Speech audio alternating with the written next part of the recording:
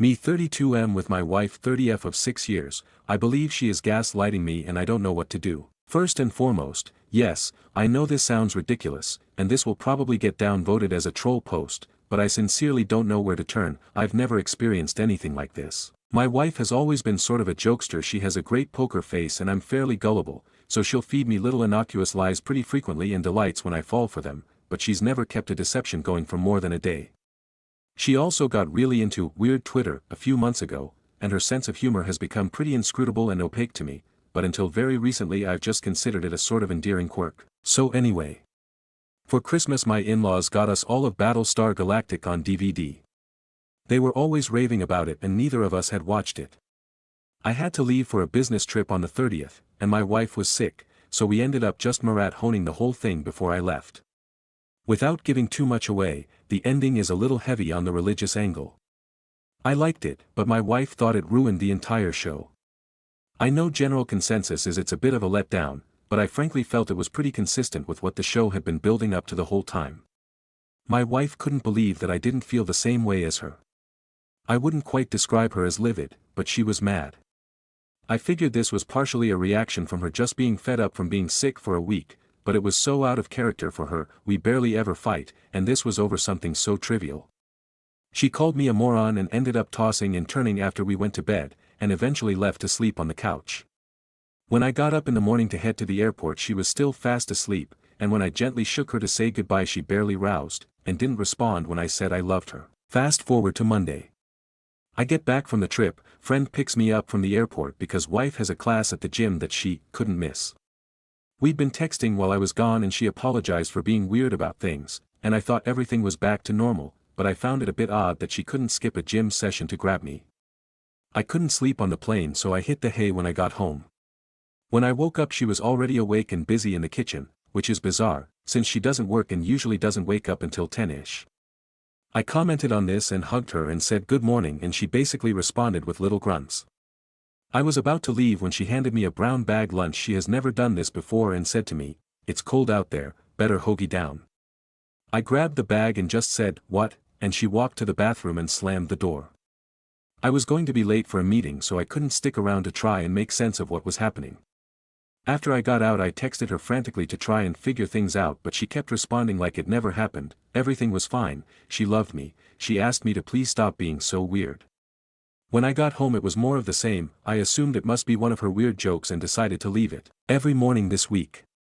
Same exact thing. Wife is up. Won't speak to me. Hands me a brown bag lunch, and says, "It's cold out there, better hoagie down," walks to the bathroom, slams door. This morning I had enough and yelled at her through the door, pleaded with her to stop, but she didn't say a word. Every night it's been the same thing. Didn't happen, what are you talking about, you're being crazy, none of this is happening. She's been legitimately angry with me, and for the last few nights we haven't been sleeping together. I heard her talking to her mother about this on the phone. I seriously have no idea what to do. I brought up couples counseling and she was incredulous. Is this some weird Twitter thing or new meme that I don't know about? Even if it is, she's taken this way too far. I don't know how I'm going to spend a weekend at home with her. Does anyone have any advice? TLDR, wife and I had an argument about Battlestar Galactica. Since then when I go to work she hands me a brown lunch bag and says, "It's cold out there, better hoagie down." I have no idea what it means and she refuses to acknowledge that she's doing it. She's telling me I'm going crazy. I don't know what to do. Edit, thanks for the help everyone. I've been up all night worrying and I'm going to finally try to get some sleep. Taking the day off work, going to try and have a serious discussion with my wife/her parents, get a hold of her psychiatrist when I wake up. We'll keep everyone posted. Update, woke up an hour ago with a huge headache. Went to the fridge to get a protein smoothie and saw that it had been cleared of what little food we had in there. Wife was not in the house. Got dressed and went to the door with the intent of going to get some food, saw a brown paper bag with, "It's cold out there, better hoagie down," written in cursive taped to the door. Opened the bag and a can of ginger ale was in there. Went outside and her car is still there, but as far as I can tell she took wallet, keys, coat, etc. We live about 5 minutes outside of a nice town and she likes to take long walks, so I'm assuming that's where she is. This has officially gone way too far. I'm going to wait an hour and see if she comes home or she or her parents returns my calls. If not, I am driving to her parents to hopefully make sense of the situation. Bringing the video of her and the bag. Will update tonight, hopefully. Edit 2, did not realize external links were not allowed, very sorry. Update 2, no sign of her, got a call from her parents that was just the sounds of them arguing in the background, hung up after about 30 seconds. No idea what that's about. Driving there now. Update. I am currently sedated, but I wanted to post this update because I don't know when I'll have a chance to next. The short of it is that my wife was not at fault here, I was. I've gotten into the habit of taking Benadryl to help me sleep through the night. My wife snores and I'm allergic to her cat, so it makes sense, and over time I've ended up taking more and more to the point that some nights I'll take 5 or 6 if I'm having trouble breathing. I know this is probably really stupid, and it bit me in the ass. When I got home from the airport, all 3 of my wife's cats were on the bed. I searched my nightstand for some Benadryl and couldn't find any. I looked in my wife's drawer and found a bottle of hers. She is also allergic to her cats, go figure, but also gets allergy shots. It turns out that Benadryl bottle was actually where she was keeping her old Seroquel. Both are pink, so I didn't give it a second thought. I popped 6. I went to sleep. This is, apparently, where everything unraveled. Fast forward to my driving to her parents' house. I started feeling incredibly dizzy about an hour out and pulled over. I sat in the car for a while, but the feeling didn't go away, so I decided to get a motel and confront them the next day. I took a handful of the Seroquel and went to sleep. I got up today in this weird mania. I got to her parents' place at 9-ish. Her car was there, which didn't make any sense. I rang the doorbell and her father opened the door. He was surprised to see me. I was sweating heavily and having a hard time speaking. My father-in-law has always been exceptionally kind to me, and he was sort of straddling the line between concern and terror. I didn't understand what was going on. I started crying. I brought out the paper bag and I tried to explain. I pulled out my phone to show him the video. My wife ran to the door with this pained expression on her face and asked me what I was doing, pleading with me to calm down. My in-law said I'd been terrorizing his daughter. He had no idea why I would do this. I didn't understand. She pulled out her phone and showed me a video. It was me, banging on the bathroom door, yelling at her to come out. She had clearly taken it from behind the couch in the living room. She showed me another of me just standing at the door before work, just staring at nothing. She showed me video of my behavior after I came home from work, and I was being much more aggressive and much less cogent than I remembered. Apparently she had left home Tuesday night. I was alone in the house for 2 days. I just collapsed. I pulled up the video on my phone, or I tried to. I couldn't find it. All I found were 16 odd pictures of the ground and my feet in quick succession. It was right around that point that I started experiencing this crippling dizziness and this feeling that I can't quite describe as nauseous, but it felt like I couldn't sit still, and I was shaking, and I felt like no direction was up. The doctors told me this was called akathisia. Apparently someone called an ambulance because I could not sit still and said I thought I was dying. At the hospital I was barely able to talk and I couldn't concentrate and I just wanted to sleep. They apparently pumped me full of Ativan and I slept for 5 or 6 hours. When I came to, they started asking me a ton of questions. Once we got to medications I may have taken, I mentioned the Benadryl and my wife realized what had happened and explained about the Seroquel. They're not entirely sure, but at this point their best guess is the Seroquel either put me into some manic state or triggered some underlying schizophrenia /something/ I don't know. They don't really know how to explain the delusions and the hallucinations right now, but it's the best they've got at the moment. They asked if anyone in my family had a history of mental illness and I responded that I didn't know. My parents are pretty old and I don't know much about my grandparents. The dizziness started to roll over me again and they gave me more Ativan and I went back to sleep. While I was out my wife contacted my parents. Apparently my grandfather had a mean temper and suffered delusions from time to time, rambling about things that didn't make any sense and waking up at weird hours to do God knows what. He never got a diagnosis and died fairly young, but my mother and her family think it might have been schizophrenia. So, maybe something, maybe nothing. Who knows? So right now I'm sitting in the hospital. The doctor and my wife are throwing around a number of ideas. I'm going to see a psychiatrist who's going to make a determination about what the next step is, for sure. My wife is rightfully frightened of being around me in my current state, and while she doesn't appear to be mad at me, she says she would rather my brother look after me until I can get a proper diagnosis / get prescribed some medications. I have no idea where I came up with the phrase, hoagie down. I was listening to a radio show that mentions hoagies in Philly a lot. The Best Show, formerly of WFMU, got the box set for Christmas, maybe that's where I got it. But they never used the phrase specifically. I don't know. I have no idea. I guess I just want to thank everyone who tried to help. Sorry if this ended up being a time waster or anticlimactic or whatever. TLDR, turns out I'm going crazy.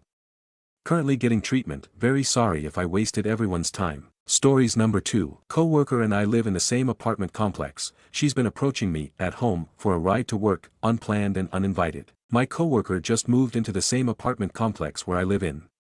She lives quite a ways away, but still in a walking distance from me. Last week Thursday, I was walking to my vehicle and I hear my name being screamed many times through the air. It was my coworker from her balcony. She was yelling something else that I couldn't quite hear, but I was leaving for work and didn't have time to stop by. She was needing a ride to work. That Friday, she was screaming my name as she's walking towards me from her apartment building, yelling that she needed a ride to work. I told her that I could bring her, but I couldn't bring her home, and I won't be able to bring her this week. Honestly, I'm not comfortable at all with her just showing up to my vehicle and expecting a ride. Nor screaming my name from afar. It's not a proper way to act. She was getting a ride from a coworker, but they got into a tiff. Her supervisor has offered to pick her up before. I've been thinking today that this is going to happen again tomorrow. And I'm sorry to say, but even if I'm headed straight to work, I won't be giving her a ride. I'm a loner and I like being by myself on the ride to and from work. I'm just thankful that I don't park anywhere near my building because I could see her just showing up unannounced and screaming my name until she found my apartment. It's just weird to me. We're not at work. This is where I live and I would like my personal time and space to be respected. We shall see how this week goes. Comments. Commenter 1. The fact that she's already driven off one person doing this is a warning. Tell her no, and if it escalates, report it at work. Commenter 2. You need to be direct about this. People are so afraid to just speak up and say no, instead being passive-aggressive and tiptoeing around issues. Now you don't mention whether or not you two work within the same department, or how turning her down may impact the workplace. Honestly, it shouldn't matter. You need to say that you're not going to give her rides to and from work. If she pushes, wants a reason. Tell her what I tell my 5-year-old. Because I said no. Then walk away. Is it awkward and uncomfortable to be direct? Yes. Is it better than inevitably feeling like a hostage in your own apartment complex? Fuck yes it is. Commenter 3. Fuck that. I used to sometimes run into one of 2 coworkers on the train on the way to work and I even really liked them, well, one of them mostly, but just dreaded it. I need that time by myself before work as an introvert. Commenter 4. You've got to face this head on and tell the coworker she needs to find another way. And screaming from the balcony? WTF. Stories number 3. Wibta, if I tell my dad I don't want to spend Christmas with his family. Hi, please bear with me, I don't use Reddit, my BSF gave me this account and gave me a crash course on how to write this. I'm 16F and my parents have been divorced since I was 8. I was the accident when they were both 18 and they got married to try and make it work. I knew even when I was a kid that they shouldn't be together, so when they divorced, I wasn't surprised and was kind of relieved. They got split custody, but they're only decent with each other when it comes to stuff I'm involved in. Dad got remarried when I was 9 and had 2 girls since then, and his wife is pregnant with the third, maybe 6 months. I don't keep track. Mom married when I was 10 and had 1 boy. I'm going to type how I explained it to my therapist when she asked me to define my family so you can understand my POV. My family is technically my mom, dad, stepmom and pop stepdad and my half-siblings. To me though, my safe place where I can drop all the technicalities is my pop and mom's house with my brother. There's no expectations there other than to be myself. In dad's house it's different because I'm expected to be the older sibling / role model / third adult. Don't get me wrong, I'm not abused or anything like that, but they often forget that I'm not 30. I'm still 16 and I mess up and I'm still learning. On Halloween I was staying with my mom and I had a matching costume with my brother. He wanted to be Batman and I was Poison Ivy. I was supposed to take him trick-or-treating in the neighborhood, then get him back home and go to a party with my friends. My stepmom was supposed to be going trick-or-treating with my half-sisters but called my mom and asked her if they can tag along with my brother and I instead because she's feeling tired and dad wasn't home. I didn't want to ruin it for them, so I agreed, but that meant I had to shorten the time and houses a bit. We were originally going for 2 hours, but I'm not comfortable being responsible for 3 kids alone and outside, so I made it an hour. Other moms were going to be on the street, sure, and I know a lot of them, but they're not responsible for us. The kids got less candy than they would have and I felt guilty, but what can I do? I got them back home to my mom's and left for my party. After the girls got back to their house, my stepmom called my mom again and asked why there wasn't as much candy. My mom explained and she made a comment about teens me being so self-involved these days and that the girls didn't have fun because I excluded them from the costumes and shortened the time. By the way, the girls hate anything superhero/villain and they wanted to be fairies, which they were. Mom defended me and told her that she should be thankful I agreed at all. They got into a little bit of a spat and I only know about it because my stepmom complained to me when I was over at their house. I had been distancing myself even before that and spending most of time at my mom's house. When I was younger, they used to stick religiously with the custody split, but now that I'm older, they started letting me come and go more freely, but still with limits. I can't skip a week where I don't see dad and his family, for example, and I have to sleep there at least one night. I've been towing the line as much as I can and dad was not happy about it. He had a talk with me about how my half-sisters miss me when I'm gone, how my stepmom enjoys having me around. I know I sound like a spoiled teen whining about her parents who both want me to be part of their new families, but I can't help it, it's how I feel. This year, I'm having Thanksgiving with my mom and Christmas Eve with my dad, and Christmas Day is split between the two houses. We switch it out every year. But I guess this year I see the difference between the houses. Last year I was expected to help my stepmom make the dishes and I don't mind pulling my weight, but she got upset when I accidentally added too much salt to the mashed potatoes. I have zero kitchen skills, and this year my pop just laughed when I accidentally catapulted some of his cranberry sauce onto the ceiling, and we nearly fell over laughing while trying to mop it off the ceiling with me on his shoulders. It's just the small things, I guess. It's not like something major happened and I know that, but I can't help but feel that I don't want to spend Christmas Eve there. I'm going to be expected to help make the dishes again and I don't want to ruin anything or have something taste different than they like them. Relevant comments. Commenter 1. NTA. Talk to your dad about how you feel. Tell him you prefer your mom's house because you get to be a teen. That when you make a mistake, you don't get savaged. Explain that you feel like a third parent when you stay with him and your stepmother. You are treated like a babysitter and not an older sibling. They need to manage their expectations and the half-siblings. You are not a lazy teen and don't enjoy being disparaged by your stepmother. You will soon be an adult where you will not be obliged to visit your dad's family. Now is the time for him to work on the relationship. It also sounds like he needs to help out more with the kids, to stop stepmother relying on you. Reply. I don't want to risk him insisting on the 50-50 thing again. He was not happy when I started skipping sometimes, but my mom had a talk with him and he let it go. What if I talk to him and metaphorically poke the bear?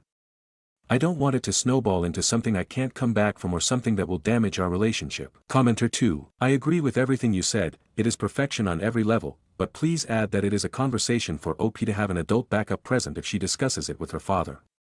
She should not have to parent herself, so maybe either tell her mother so her mother can advocate for her, or her and her mother tell her father. OP, if you are in the States, you are of an age where you can decide if you want to adhere to the custody schedule. Your mother can contact legal aid, Google legal aid in your county or state to find free legal help, both for you and your rights at your age, and for your mother if she were to amend the custody agreement to sole physical custody.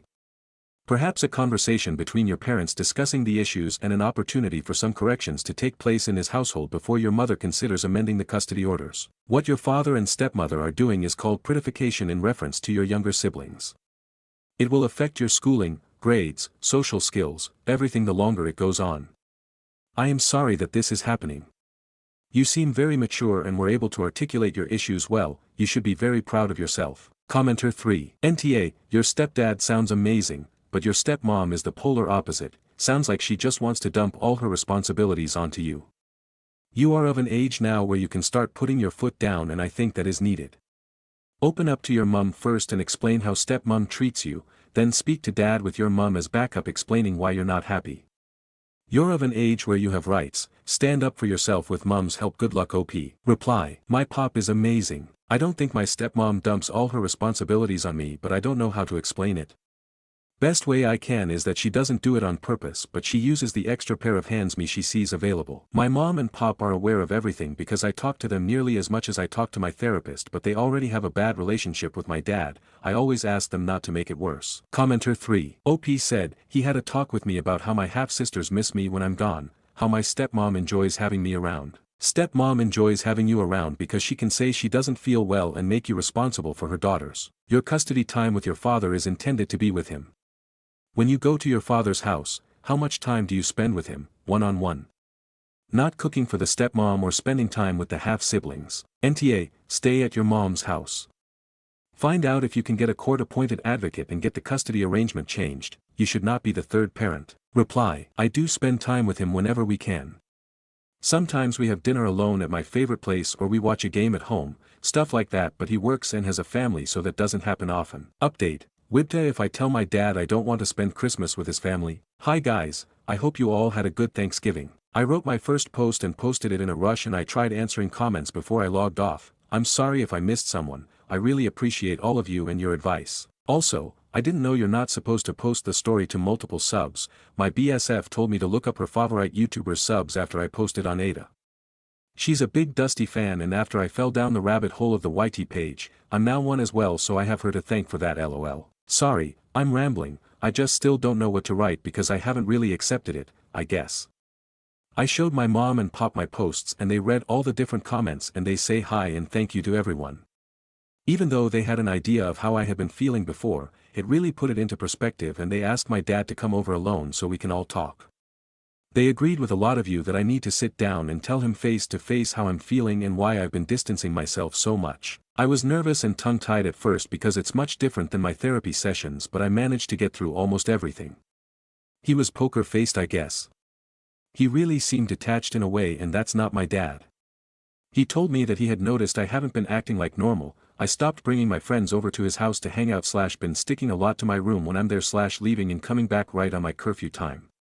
That's all true and I told him why. Whenever I brought back a friend, boy or girl, my stepmom would tell me to stick to the living room, no bedroom or basement game cave sorta. I don't mind that with boys because I get where she's coming from, but I know she does that with my girlfriends because that way, my half-sisters will hang out with us. I lock my bedroom door. They're scared of the basement. He kept bringing up stuff he noticed, like how I FaceTime my brother at night when I'm at his place. Mom usually calls when I'm packing my school stuff downstairs and I go upstairs to answer, but that I never do that with my half-sisters when I'm at my mom's.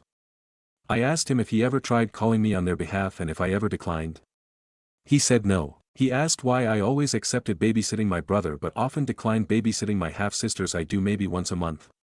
And I told him honestly, Mom and Pop pay me. They don't pay me for chores and I don't expect anyone to, but Mom and Pop pay me for babysitting because that's what I do for my extra pocket money and because I'm doing a service, and they also don't expect me to drop my plans with my friends for free. It was a lot of stuff like that. We brought up chores at his house. Why I don't clean up like I should and help out my stepmom. For example, my room is spotless because I can't sleep if it's dirty, but the rest of the house is less so.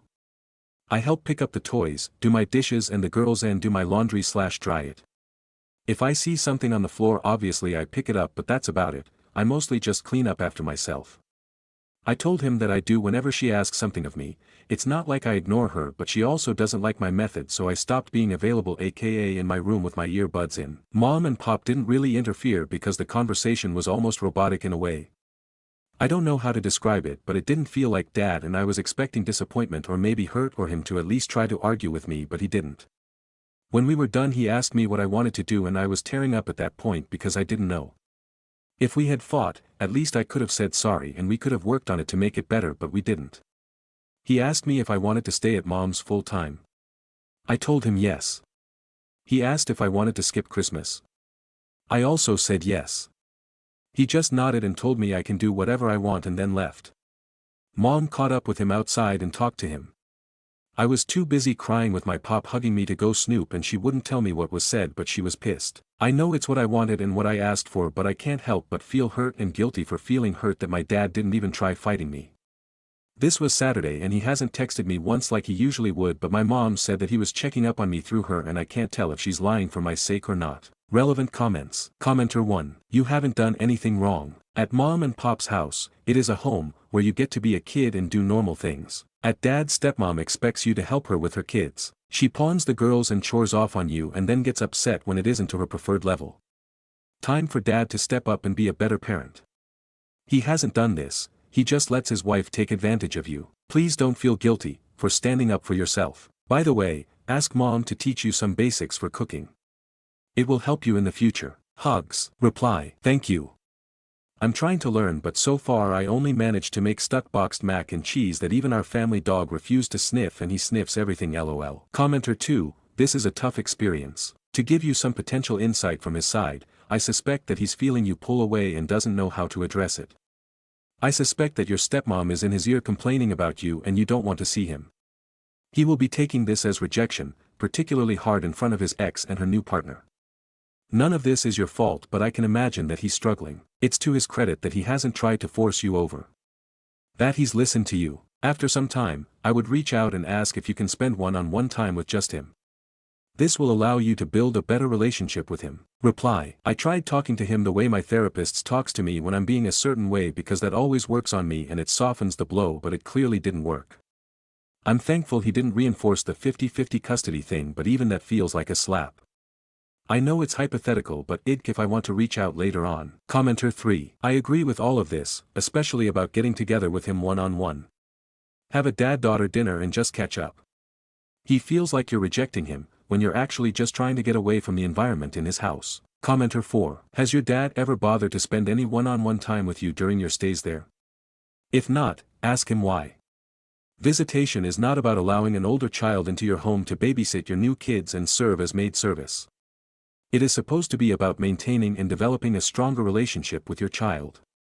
It sounds like your dad has left all your parenting up to the stepmother, so why should you even want to go there? Reply, we don't get to spend much time alone since we all have dinner together when he comes home from work and hang in the living room after, but he does take me out sometimes to my fave place for dinner when he has times. Update, Wibta, if I tell my dad I don't want to spend Christmas with his family. Hi guys. It's been a while, I was asked to update, I'm sorry, I probably should have earlier, but I haven't had the time between exams, friends, and family. I hope you're all doing well. After the talk that happened at Mom and Pop's house, I gave Dad space and just had Pop drop off the gifts I had gotten him and his family. He did send me money on Christmas Day with a Merry Christmas and a small note that it's from him, his wife and the girls, since he wasn't sure what I'd like. I thanked him and then called my half-sisters to thank them and wish them Merry Christmas, but I thought it was kind of sad that my own dad didn't know what I liked after 16 years of knowing me, but my pop knew after much less time. Anyway, I don't mean to pity party lol.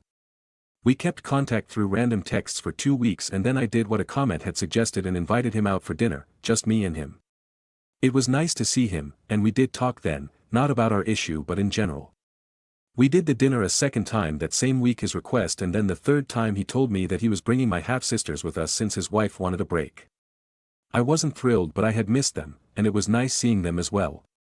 They came a second time same week as well, so it's in the span of 2 weeks. I'm sorry if I'm confusing anyone. And then the week after, it was a full-on dinner with his family without any warning. It honestly felt like an ambush even though it wasn't.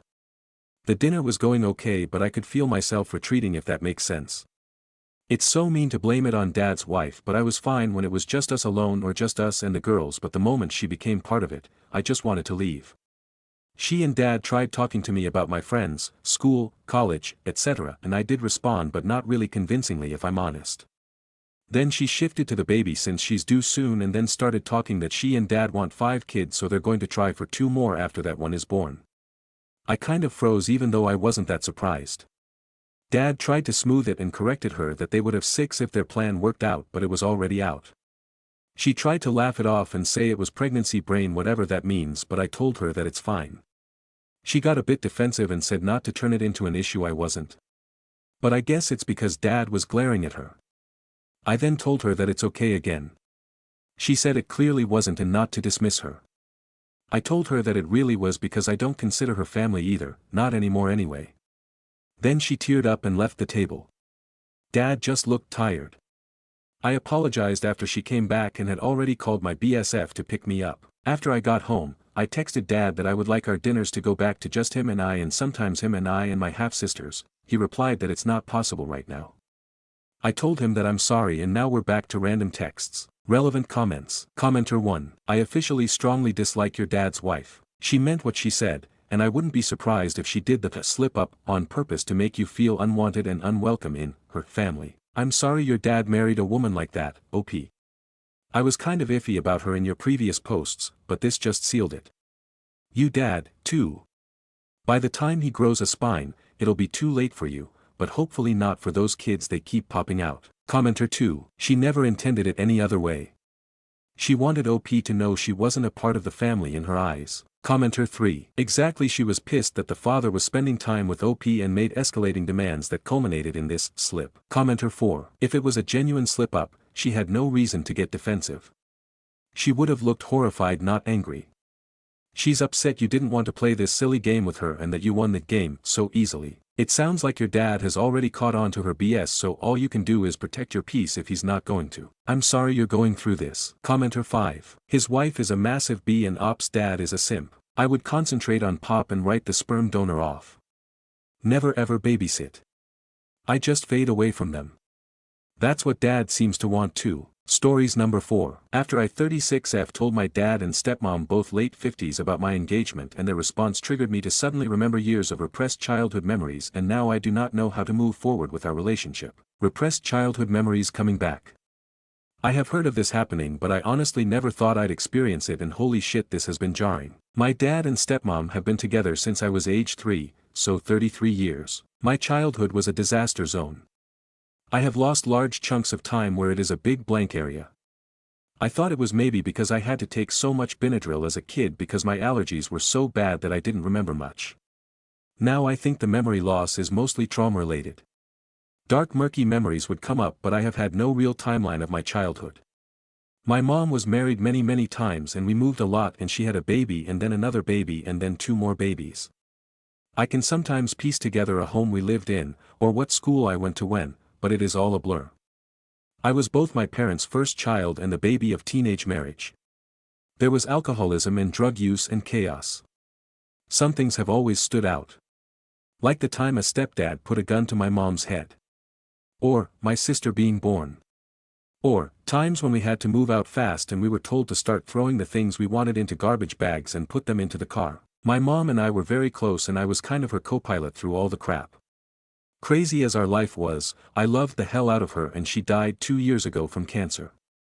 All in all, I have had a kind of hero through it, my dad. About a year ago, my dad, stepmom and I were sitting outside around a backyard fire having drinks and real talk. He said something that surprised me, which was that I had lived with them as a kid for a period of about 4 to 5 years. This was news to me. I had not remembered living with them for that long at all. In my head, it was maybe 6 months. My dad was hurt I did not remember living with them.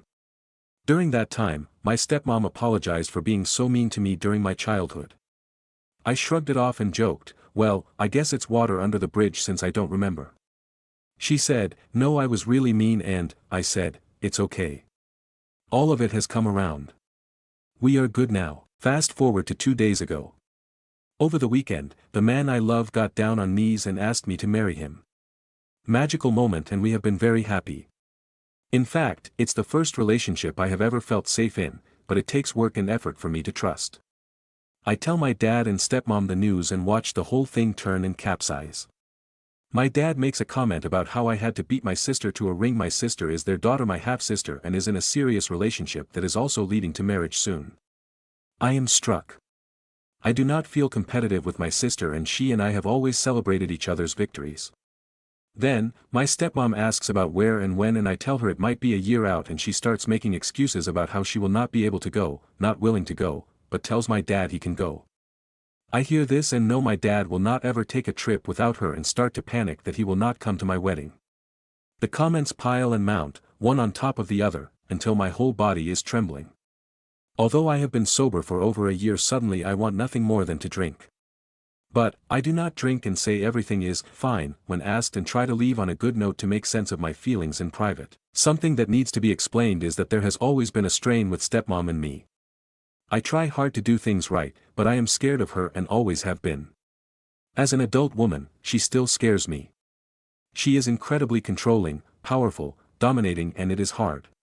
My tactic in avoiding being a target of her passive-aggressive behavior and anger is just to be super nice. Nice all the time, smile, swallow, repeat. When I came home from the engagement announcement, it was like the floodgates opened. One memory cascades into another and another and another. Suddenly I can recall being 7 and 10 and 12 and all the fear I had as a child in their home. I remember how much she hated me. The name-calling, the scapegoating. I remember sucking back tears and being told not to cry at all. I remember hearing all the time, you're fine. I remember the secrets I had to keep about how mean she was.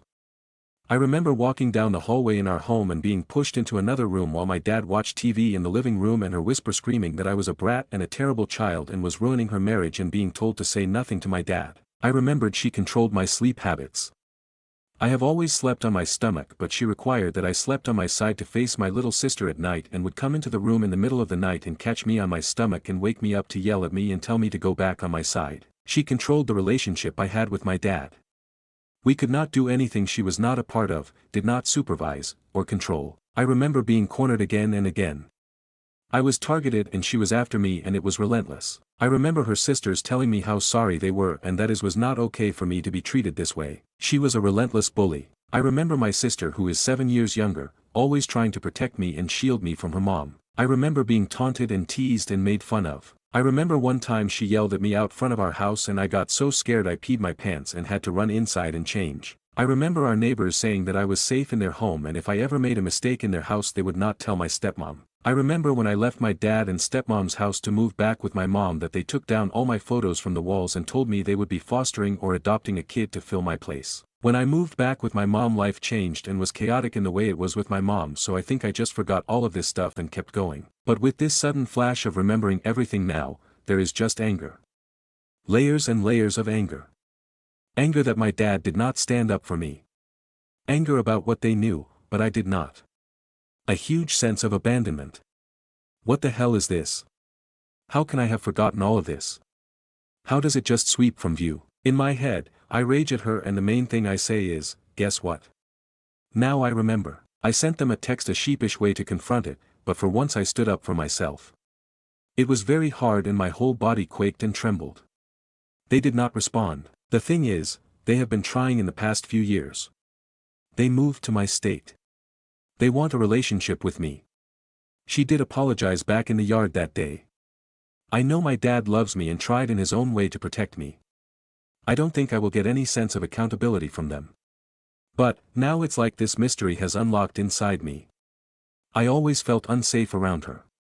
I never felt like, even when she has been nice to me as an adult, like I could trust her. Now I know why. I think I am about to lose this last remaining chunk of parents I had. My mom is gone and I have continued to work through all the things that happened with her and will head back to therapy to deal with the rest. My sister asked what I want to come of all of this. Why put it all towards them? What kind of battle am I setting out to wage? And, I really don't know.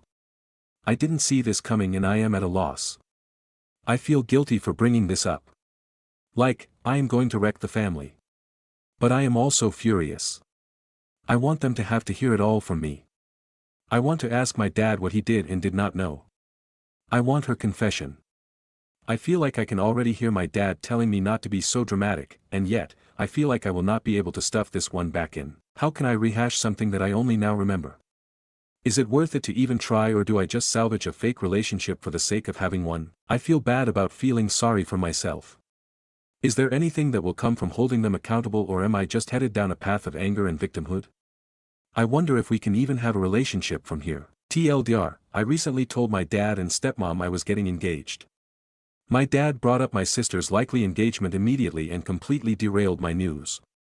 My stepmom said she wouldn't be coming to my wedding. It brought up years of bullying from my stepmom and neglect from my dad that I had forgotten all about.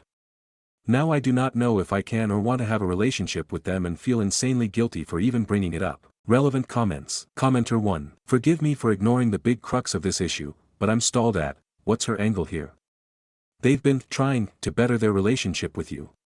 But then you give happy news and she makes a baseless claim of sisterly competition and immediately can't attend. Why? What does she still hold against you now? Why? Obviously she harbors some bullshit reasoning as to why she dislikes you so much, and she's got to skate by thus far on your inability to remember the early days of her abuse. But this was an out, she didn't have to say she was unable to attend. She's choosing to still be a shitty person to you. Reply. You have hit on one of the more confusing aspects, and I think why this made it all come up and out. It's still the same behavior from both, really. That is why I am kind of at a loss where faith in any change is concerned. Feels like if we are going to remain a family and spend time together, then I will have to accept the underhanded comments that I have always been aware of. Thanks for pointing this out, it helps me feel less crazy. Top comment. Commenter 1. Hi. Old damaged person here. I have one piece of advice, which is to let it sit a while. Think it over. Allow your initial reaction to crest and recede. Then decide what to do. Otherwise all the buried hurt will come boiling out and it will go badly. As for what to actually do. Parents are overrated. I know, I'm one of them. Build a strong family of your own and don't worry about them. They sucked when it mattered and now they're good when it doesn't matter. Update, wow this went. I figured this would be my own private story/rant for a few eyes in a corner of Reddit. I did not expect this response. I've been battling with wanting to take it down now. My fiancé has encouraged me not to.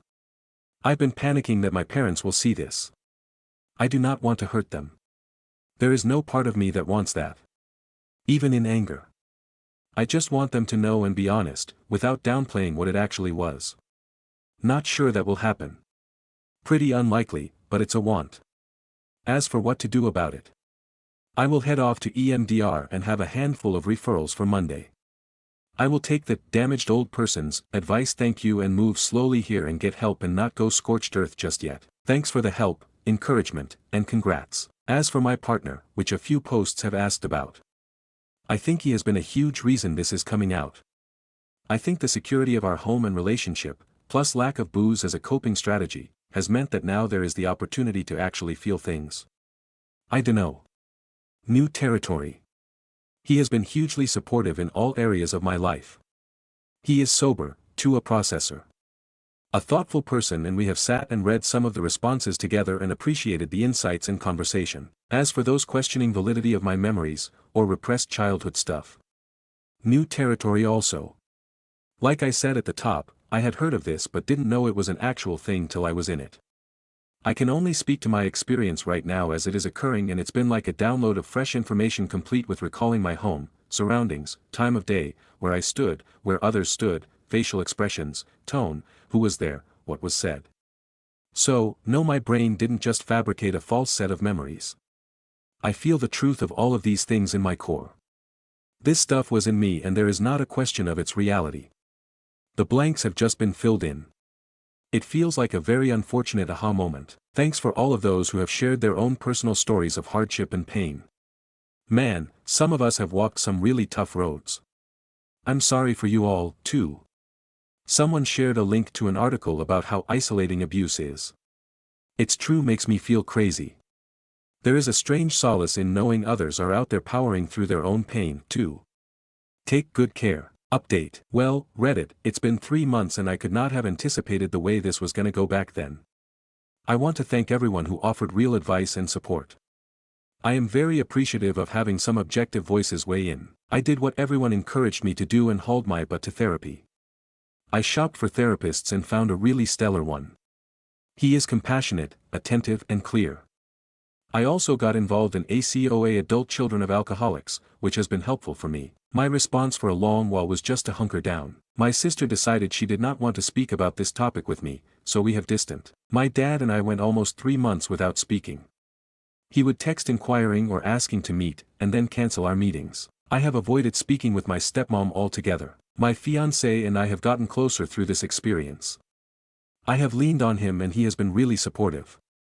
We are doing joint therapy to work on making sure this does not affect the level of trust and safety we can have as we move into marriage. Emotionally, I have not been too well. This experience called a narrative and history into question. The shift that has taken place has been sobering and disheartening, but it also feels like a lot of who I am and my makeup has kind of clicked into view. I have that, among many other things, to be grateful for. All this hard stuff has led to some answers, even if they aren't the ones I wanted. My dad and I finally spoke on Saturday. It went precisely as I could have imagined. Probably, about as precisely as many of the commenters warned it would go, honestly. I went back this morning and reread a lot of the comments before writing this and was shocked by how right everyone was. Bottom line, Dad has doubled down on nothing happened here. During our call, he said he did not want to talk about any of this but then went on to say how much I am to blame for the bulk of it. He said he has always felt in the middle of our battles. I truly didn't understand this. I have always felt incredibly passive with my stepmom and rarely did anything to defy her. When I questioned this, he said, "You always said things, like, you aren't my mom, don't tell me what to do." I told him I had no recollection of ever saying this. He said it was when I was 4. You had it out for her from the beginning. The call was confounding. He told me that maybe he should have not tried to stay in my life and just done what his dad had done and walk away. He said this might have been better for me, and part of him wishes now that he had just left and started a new family. He said it probably would have been better for everyone if he had done it this way. He made references to me being like my mom. He said I always liked her more because of all the drama. He said this was me just bringing up more drama. I stopped trying to explain any bit of myself during the call and went quiet. There was blame, gaslighting, denial, hostility, passive aggression, all of it. The odd thing about all of it was despite him offering no validation of what did happen or is happening now, I feel validated. In my gut, I knew that was the way it would go. At least I know why I didn't ever stand up for myself. There was never much room to. I told him at least this much, that I knew this was the response he would give. Didn't expect to hear him say he wished he had just walked away, but there it was. He sees me as the problem child, and my feeling of being the scapegoat here was presented in clear view. Maddening, a little, because I never even talked back as a kid. All in all, I am thinking this is one I just let go of and step back entirely. I could not have imagined ever stepping away from family, but it does feel like the sanest thing to do. I will continue to focus on healing, on therapy, on figuring out this business of trust. Thanks again. Best to you. TLDR, the internet weighed in, a lot of you with experience in this arena were correct. This isn't something we are going to come back from, but there is a light at the end of all it, regardless. And, therapy is a good thing. Stories number 5. Aita for giving CPS and the police evidence after my stepson's bio mom's girlfriend tried to get me arrested. I really thought I had a decent relationship with my husband's ex and her girlfriend, but this has completely called that into question. I married a man with a son from another marriage. His son is 5, we've been together for 3 years. We share custody with his bio mom, I'll call her Kate, who lives with her long-term girlfriend, I'll call her Jenny. Things have never been super warm between us, but we kept things polite, could all be in the same room together, and I thought we communicated pretty well. I did more of the routine talking to Kate like, hey, this happened at school, because I do most drop-offs and pickups. Of course my husband did more of the big picture parenting talks with her, like where he will go to school and doctor's visits, but he keeps me really involved and values my opinion at home. 90% of our conversations were via text, or through our co-parenting app. Overall, we all knew my place and I thought it was pretty respected. About a week ago, Jenny filed a police report saying I was harassing her. And not like stalking or threatening, that would be even more insane. Her claim was that I was digitally harassing her by sending her aggressive social media posts and unhinged texts. What actually happened? I tagged her once in a shared calendar reminder about a school function and asked that she make sure the school knew I would be picking him up. I texted a screenshot of a picture she posted of him with no life jacket in a kayak into our group message on the co-parenting app and reminded her that he still needs a life jacket on anywhere in the water. My husband did the same with him on a bike with no helmet, asking that they please not let him ride without a helmet. I reshared a totally unrelated meme about feral toddlers coming in a mess in the summer, that she somehow took personally and said was harassing her parenting style. Still, the police had to follow up because a report was made and it has to do with a kid, at least in her words. I was completely shocked when they actually came to ask me questions. The whole thing was over so fast, they said there was no evidence of harassment and basically rolled their eyes at the whole thing. But in clearing my name, I ended up showing the officers a bunch of texts and videos my husband and I had collected over the past several months. Nothing crazy, but I had scrolled back through those moments she referenced to show my side and we went over a few things in between. I didn't think it was anything too crazy.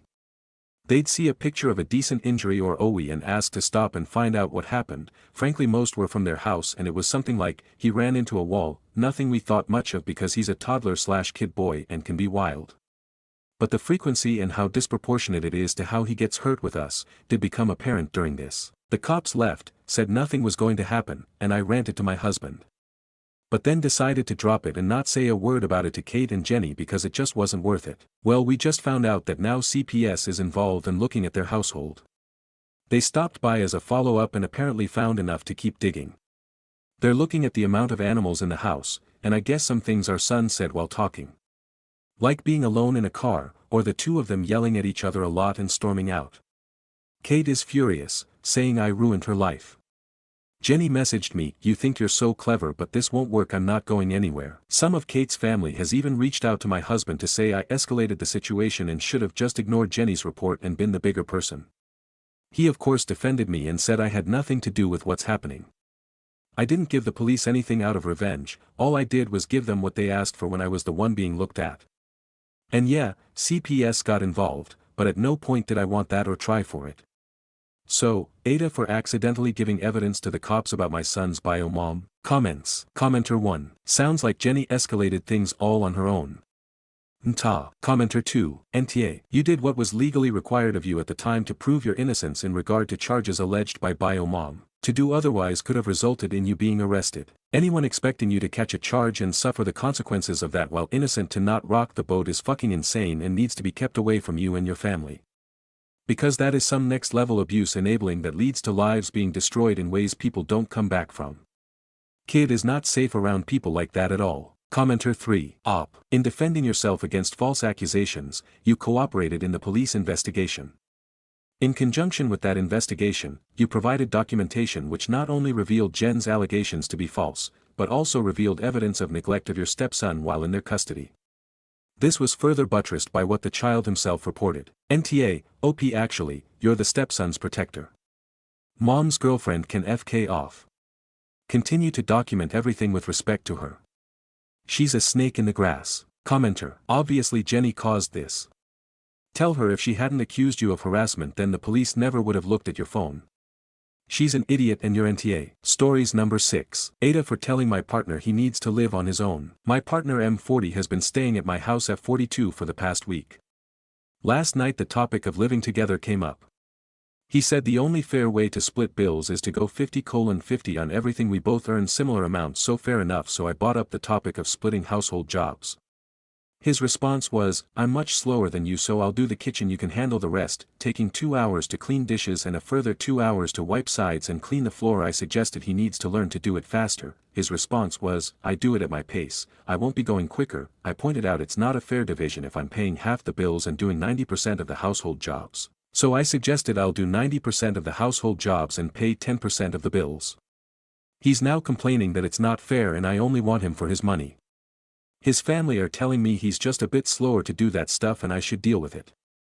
I've now told him that I won't even consider living with him until he's lived on his own for at least a year and can prove he can look after himself.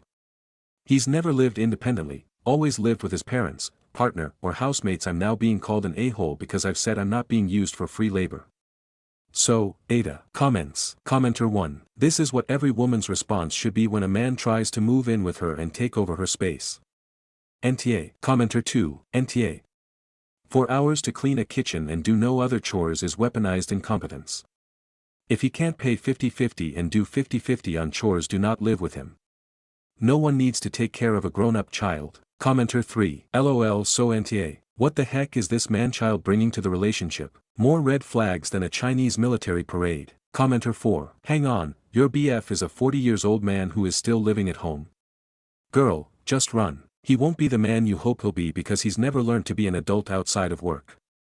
He'll be the perfect example of weaponized incompetence. Go find an equal partner, you'll be happier in the long run. Stories number 7. Aita for sending child maintenance statements to my ex Mil. I 35F split up with my ex just over a year ago. We had some issues with getting him to provide for our son, now 8.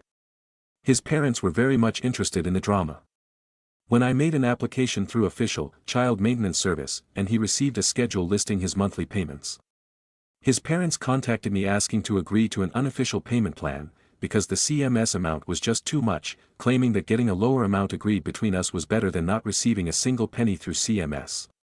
I refused, deciding that having this agreement on paper and not receiving it would still be better than maybe getting something. My ex didn't make a single payment and lost his job shortly after. His child maintenance amount was recalculated, granting him payments of £7-ish per week, which he still refused to pay, which then caused the CMS to collect the money themselves and charging him and me some extra fees for the service. His parents were very much aware of it, and complained about it, especially about the fees he gets charged 20% and about the arrears that are still on the account. I'm sorry for the long intro, but I find it important. To the issue, it was my son's birthday last week. I took time off and took him on a 2-short stay at one of the UK's theme parks. When his dad and his family found out, I received a call from his mother complaining that now that I live off her poor son I can afford taking my kid to trips like this and making his dad look bad in comparison. For context, we've been to multiple theme parks over the years, including last year, when my ex still refused to pay a penny for his son. I couldn't help but laugh in hindsight. I appreciate that it was immature, I just couldn't collect myself quickly enough and told her not to contact me about this issue again. Well, she messaged me shortly after. I received a wall of text basically telling me off for making her son struggle, when I spent his money on memories and making myself look like the better parent. I couldn't take the BS and took 2 screenshots. Holiday booking confirmation including hotel, park tickets etc. Total child maintenance payments received in the last year. I sent it to her with a note. Has your poor son sponsored our trip or has he taken active part in providing for son's name over the last year? You can't claim both. Pick one, please. In response I received more angry messages from both XMIL upset about being called out like that, and from my ex, who was angry that I got his mother involved and that I pointed out how bad he is at providing for our son. I don't think I got her involved, but my opinion may be skewed, so here I am, asking, Reddit, Aita Reddit. I thought I'd edit the post to answer the most repeated question. I've been in touch with my ex-in-laws solely to allow them to stay in touch with my son. They have a good relationship with him, but they struggle to make arrangements with my ex to have proper grandparent-grandchild time during my ex's custody times. It's worked quite well in the last months. I do agree with you guys, this incident just made me want to cease all contact with my ex-MIL and I will contact them letting them know that from now on I'd like them to make alternative visitation arrangements between themselves, so I can have some peace and quiet. Your comments about being TA to myself made me realize that in attempts to keep my child happy and have contact with his extended family I've given them too much freedom to try to butt in and comment on my own life. Comments. Commenter 1. NTA. This is giving everything. I don't think you went far enough. Bless your heart, are you embarrassed by your deadbeat son? It's hard to raise good kids, isn't it? Keep your receipts and use them every time. Commenter 2. I had an ex like this. The payment calculated was next to nothing, but he still wanted a different agreement between us for less. I had it collected from the start, he worked under the table to avoid it.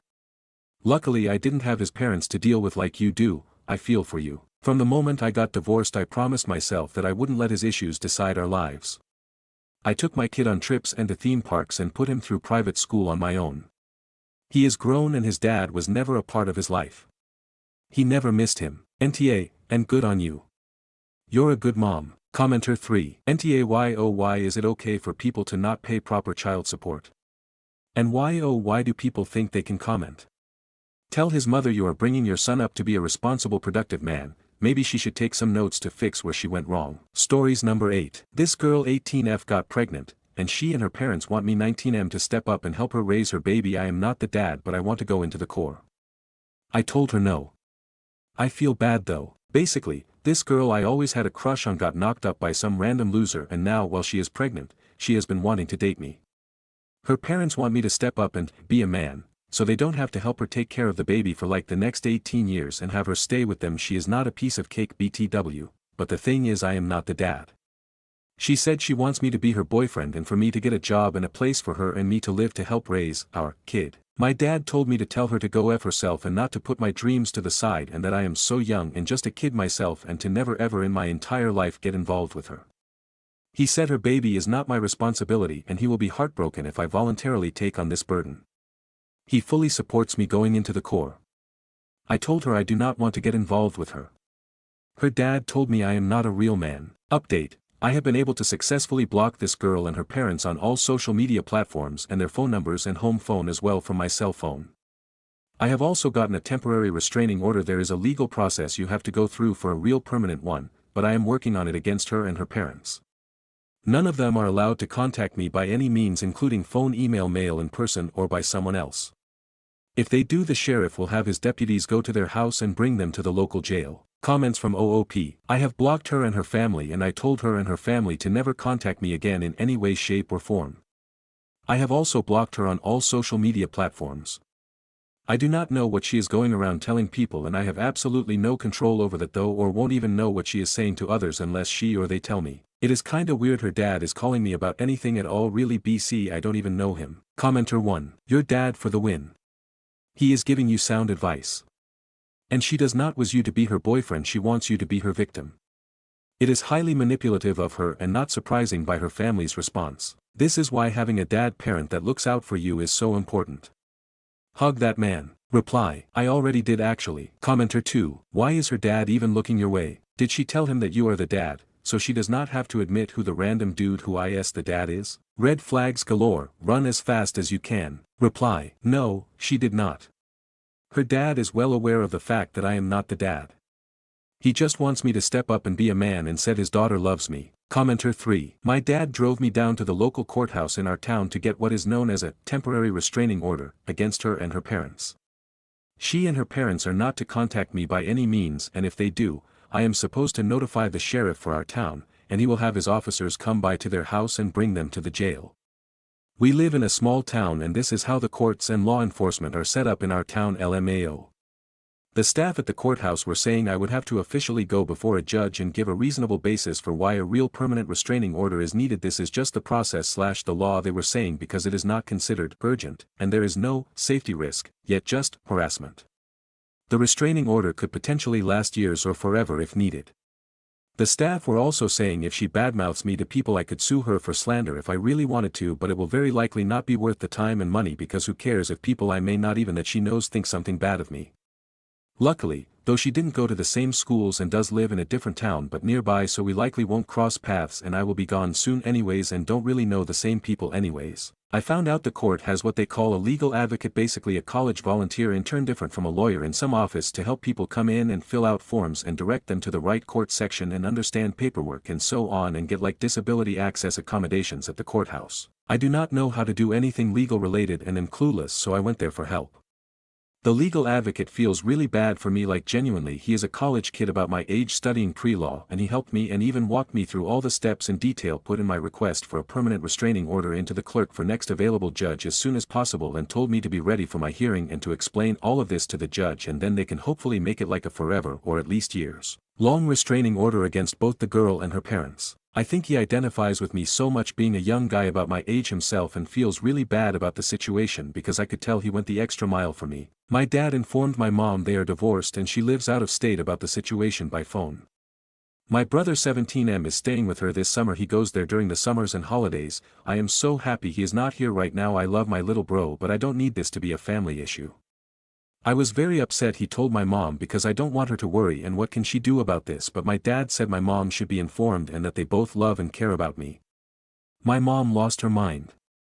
My brother is saying she is having panic attacks right now. Commenter 4, what precisely is she having panic attacks over? Reply, my dad told me over dinner last night me and my little brother are his kids and the most important people in his life, and he loves us more than anybody and is furious at the girl and her parents for trying to mess up my life. He said I am so young and do not deserve any of this. My mom's side of the family, like my maternal grandparents, aunts, uncles, cousins, etc., have now been reaching out to me by phone about the situation. Probably my mom or little brother told them. They are out of state like my mom, and I'm not even like that close to them, but we are friendly and I do see them from time to time over the years, like during holidays.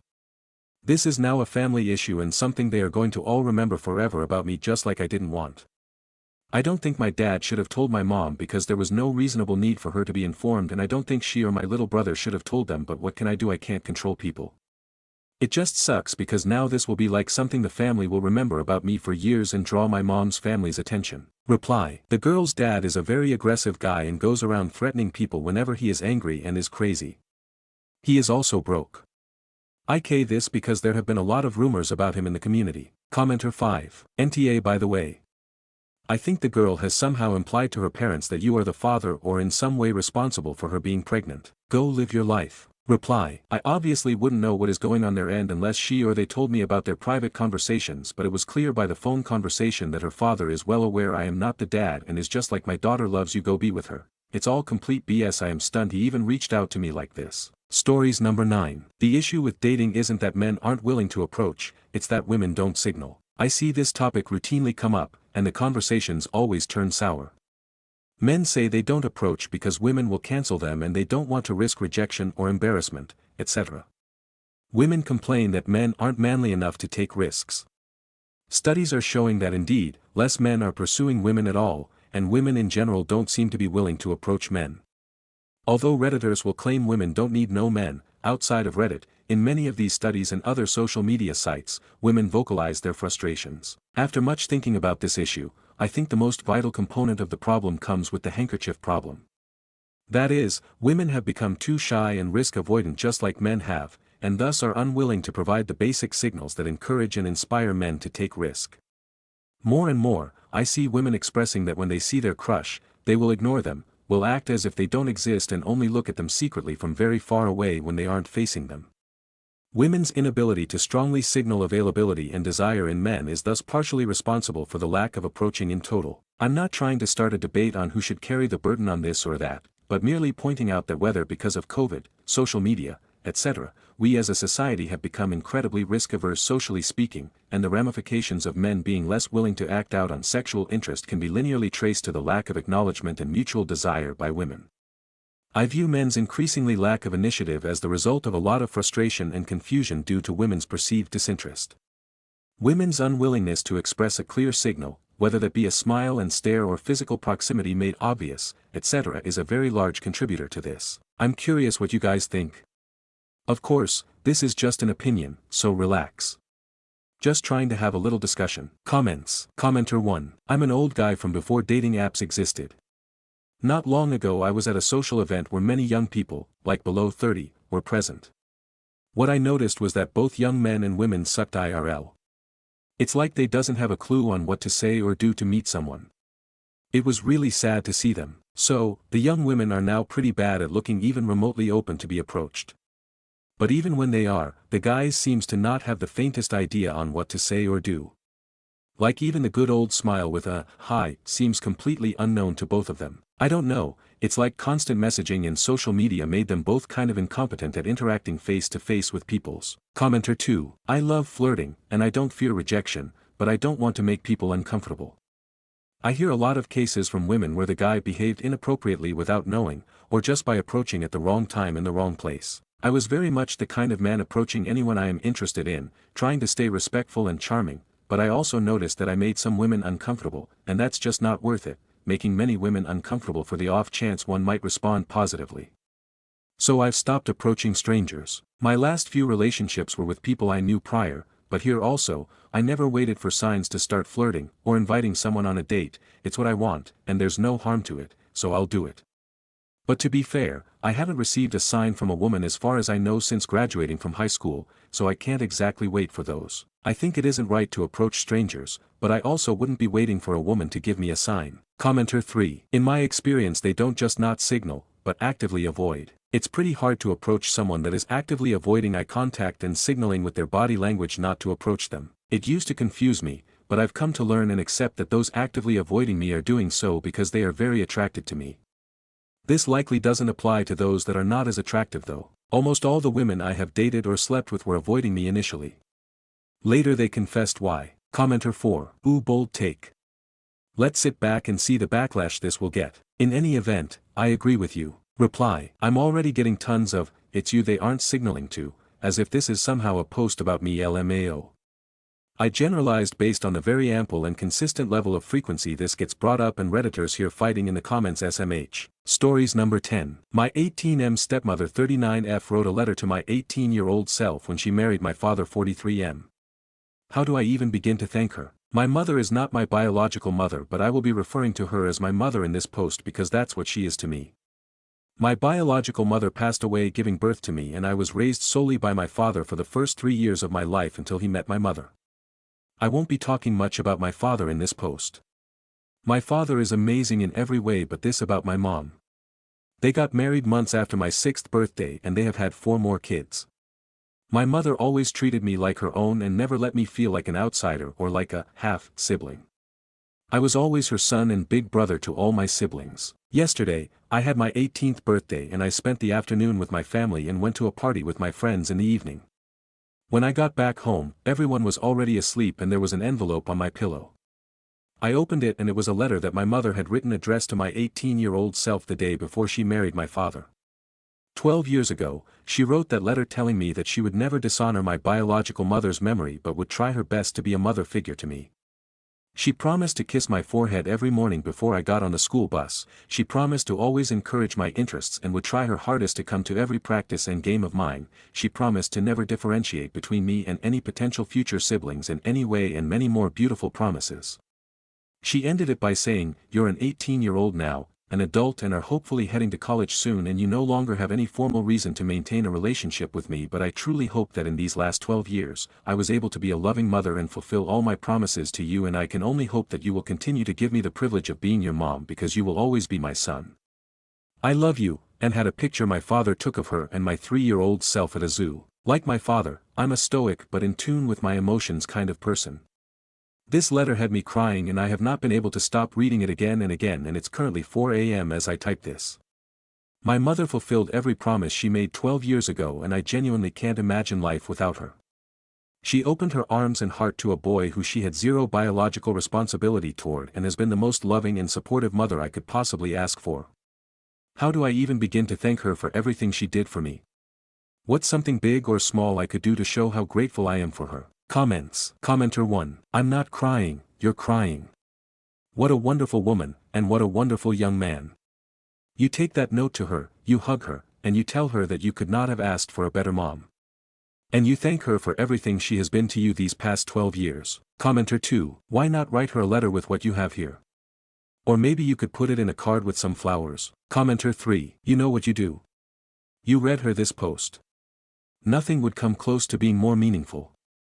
It's so refreshing to hear such a wonderful story. Update. Holy shit, I didn't expect this to blow up. Thank you for all the kind words about my mom. When I woke up, I read some of the comments and went straight to my mom and told her everything I wrote in the post, and I honestly couldn't keep it together and cried a little bit. I told her that no matter what, she was my mom and I loved her. I told her how much I appreciated her for all her love and support, and that I was proud to be her son. She also cried a lot, and she just told me that she loved me and she's very happy to have me around for a couple of extra months. I should be starting college in a few weeks, but I'm committed to a college for football and will be enrolling in January instead, and just taking community college classes and training right now. I'm planning to take her to the zoo and recreate the zoo photo, and I want to give her some kind of jewelry. I haven't figured out the jewelry part exactly, but I will eventually. For now, I just want to cherish these last couple of months before college and help my mom around the house however I can. Also, letters to our future selves is something I can get behind. Like a letter I write now and give to my mom before I get married or something would be nice. By the way, yes, she already legally adopted me on my 10th birthday, and I've been calling her mom/mama for as long as I can remember, for those who were asking. Also, a big fuck you to the people who privately messaged saying she didn't fulfill her promises, since there's no way she could have went to every single practice and game. I'm pretty sure she didn't know she was going to have 4 more kids and that I would end up playing 3 sports since middle school back then. Some people just can't be happy or let others be happy. LMAO. Comments. Commenter. A mother's ring or necklace or bracelet with the birthstone of you and your siblings would be a lovely jewelry gift for her. Stories number 11. Aita for refusing to have anything to do with my cheating dad or the baby he made while cheating. Last year my mom found out my dad was cheating on her with his friend's sister, and the friend's sister was pregnant with dad's baby. I 20M was in college and found out about it after mom had kicked him out and filed for divorce. My dad has not accepted the end of his marriage to mom, and even now the divorce is final, he's still trying to convince mom to take him back. Between finding out and hearing from both of my parents, I knew I was done with dad after that. I told him he was disgusting and he needed to not contact me. I blocked his number and carried on with my life without him. Even when I heard the baby was born, I didn't have a change of heart. This didn't change when I was told dad had custody of the baby either, and the baby's mom was out of the equation. A big part of this was because my dad was really trying to harass my mom into taking him back, and he even showed up with the baby to her job and her house and tried to say that we could all be a family again, only with an extra kid. I hated dad for doing that to her, and she was stressed. My dad never did social media before, so I didn't have him blocked, but a few weeks ago I did block his new account when he reached out to ask me to have a relationship with him and the baby. I replied with fuck off before blocking.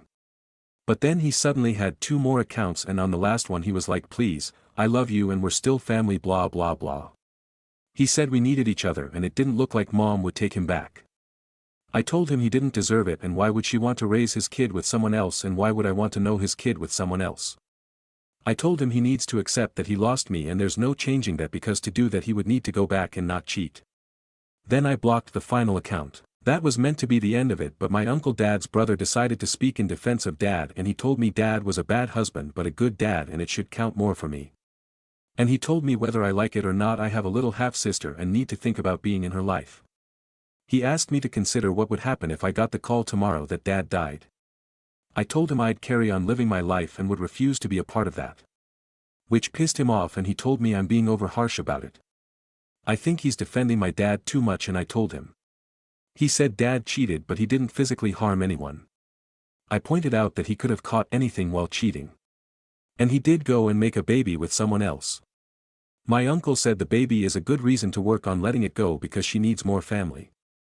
I told my uncle to drop it because I will never want either my dad or the baby in my life. He told me I was old enough to be more mature and less of an asshole to the innocent and at an age where I should stay out of my parents' relationship. Comments. Commenter 1. NTA. How are you and your mom doing? He cheated with his friend's sister, so I'm assuming your dad knows that family and they should provide family support, and he clearly has a brother that's okay with infidelity, so that's one more person for his daughter's family unit, and none of them are you and your mom. I wish you and your mom the best. Reply. My mom's really stressed because Dad won't leave her alone. I know she called the cops twice and went to a lawyer to see what she could do to keep him away. Right now that's nothing. They don't want to know. I'm doing okay. Disgusted with him and trying to be there for mom, and I feel awful she's dealing with his manipulative attempts to win her back. Commenter 2. Wait, they didn't suggest a restraining order. He is harassing her at home and her workplace. And doesn't your dad have a job or something? Reply. They didn't and made it sound like she wouldn't get one. My dad has a job, or he used to. Who knows anymore, but he'd be struggling way more if he didn't. Commenter 3. Your father should have considered the repercussions before deciding to cheat on your mother. NTA. Reply. It would have been a wise move on his part, but he doesn't seem too capable of those. Stories number 12. Aita for not letting my stepsister move into my college apartment even though our parents are paying for it. I'm 20F and about to start my junior year of college. I just signed a lease for a 2-bedroom off-campus apartment with my best friend. We're both super excited. It's close to campus, has a tiny balcony, and it feels like the first real place that's mine. My parents are helping with rent, I pay about a third and they cover the rest. My roommate's family is doing the same for her. So here's where things got weird. My stepsister Kayla, who's 19, just got accepted to the same college and will be a freshman this fall. We're not close. We didn't grow up in the same house and only saw each other during holidays and a few family trips. She's loud, super messy, and loves partying. I'm introverted and pretty protective of my space. Last week, my stepmom made some offhand comment like how great it'll be for Kayla to live with me so we can bond. I laughed and said, wait, what? Turns out she and my dad had talked about Kayla moving into my apartment. As in, replacing my best friend as the roommate. I told them that was absolutely not happening. The lease is signed, my best friend already paid her share of the deposit, and we've been planning this for months. My dad got mad and said I was being selfish and ungrateful, especially since they're helping me with rent. He said I should have consulted them first and that Kayla needs support in her first year away from home. My stepmom chimed in and said I'm acting like Kayla isn't family. Kayla texted me a sad face emoji and hasn't said anything else. Now everyone on that side of the family is acting cold toward me. My mom, who's divorced from my dad, says I did nothing wrong and should enjoy the space I worked for. My best friend is now nervous my dad will try to interfere or guilt trip us into backing out. I do feel a little guilty. Maybe I should have talked to my dad before signing anything, since he helps with rent. But at the same time, I'm 20. I found the apartment. I signed the lease. I feel like I should get a say in who I live with. Aita for saying no. Comments. Commenter 1. NTA. Your dad doesn't get to dictate your living situation just because he helps with rent. He agreed to help with your apartment, not an apartment with his stepdaughter. Sounds like Kayla's parents were trying to sneak her in without asking. Reply. Yeah, that's exactly what it felt like. Like this whole plan was happening behind the scenes and I was just expected to go along with it. I honestly felt blindsided. Commenter 2. I am not legal counsel, but I've seen enough Judge Judy episodes to know this doesn't sound like a good idea, especially since you state the lease is already signed. If your sister's name isn't on it, you would be held liable for any damages she incurs. Any non-payment of rent/possible evictions would damage your credit, not hers. You and your bestie stay firm. Even though your parents are helping, it's not their names on that lease. Make sure you go through that document with a fine-toothed comb to ensure they can't exploit any loopholes. You might want to have a conversation with the leasing office to see if your account could be password protected. I don't know if this is an actual thing, but I used to work for a bank and you could apply verbal passwords for accounts there. Good luck. Reply: this helps a lot, thank you. Commenter 3. Why does Kayla need support from you her first year away from home? You survived. Huge amounts of freshmen survive. She needs to live on campus. Meet new people, try new activities. Build independence. Absolutely do not allow her to live with you. Where was this discussion when you and your friend were making plans? When your parents agreed to help? When you and friend signed a lease? This is a last-minute Hail Mary to get Kayla off their hands. Not your problem. She will screw you over. You said no, stick to it. You and your friend signed a legal document. Commenter 4. You're not gatekeeping family, you're protecting your peace. Living with the wrong roommate can ruin your entire year. NTA. Reply: I've done the bad roommate thing before and it was a nightmare. I don't want to be stuck tiptoeing around someone just to keep the family peace. Stories number 13. Aita for skipping my brother's wedding because I wasn't invited to the engagement party. I 28M have a twin brother. Growing up, we were inseparable and until recently I thought we were still very close. I was always more of a shy nerd and he was an extrovert that played sports throughout our childhood and high school, but we spent almost all of our time together, by choice. We went our separate ways when college came. He stayed local in Arizona and I went to college in Portland. When I graduated, I stayed there because I fell in love with the city, my friends are here, my professional networks from internships were here, etc. But I always flew back home for holidays, events, birthdays, etc. My brother announced on Instagram that he and his girlfriend of 3 years got engaged. I was incredibly happy for him and texted him congrats. He mentioned they were planning to have an engagement party in 6 to 8 weeks and I told him to let me know so I can book a flight to come celebrate. I was never told a date. If I brought it up with him or anyone in my family, they'd change the subject or say it's still being planned and confirmed. After a few weeks I texted my brother to ask about the date because it must be getting close and I don't want to pay for a last-minute flight. No response. I asked my mom for details and she said, it's not really an engagement party, just a small dinner with family. There's no need to come down for it. I eventually found out that it was, in fact, a big party. They rented out an entire restaurant for 4 hours and there were about 80 guests, family, friends, cousins, everyone. Everyone was told I couldn't make it. My aunt, who was like a second mother to me, texted me that she was very disappointed I couldn't make time to join and I replied that I would have happily come, but I was not invited. Word spread quickly about my snub and my parents and brother tried to say it was just a misunderstanding. That was almost over a year ago. Since then I've tried to get to the bottom of why I wasn't invited. Over the course of months it went from, it was just meant to be a small gathering, to, I don't know what happened, there must have been a miscommunication, to, it's just a party. It's no big deal. I asked my brother if he was mad at me, I thought maybe his fiancée didn't like me. Even if she or he didn't want me there, why were my parents okay with this?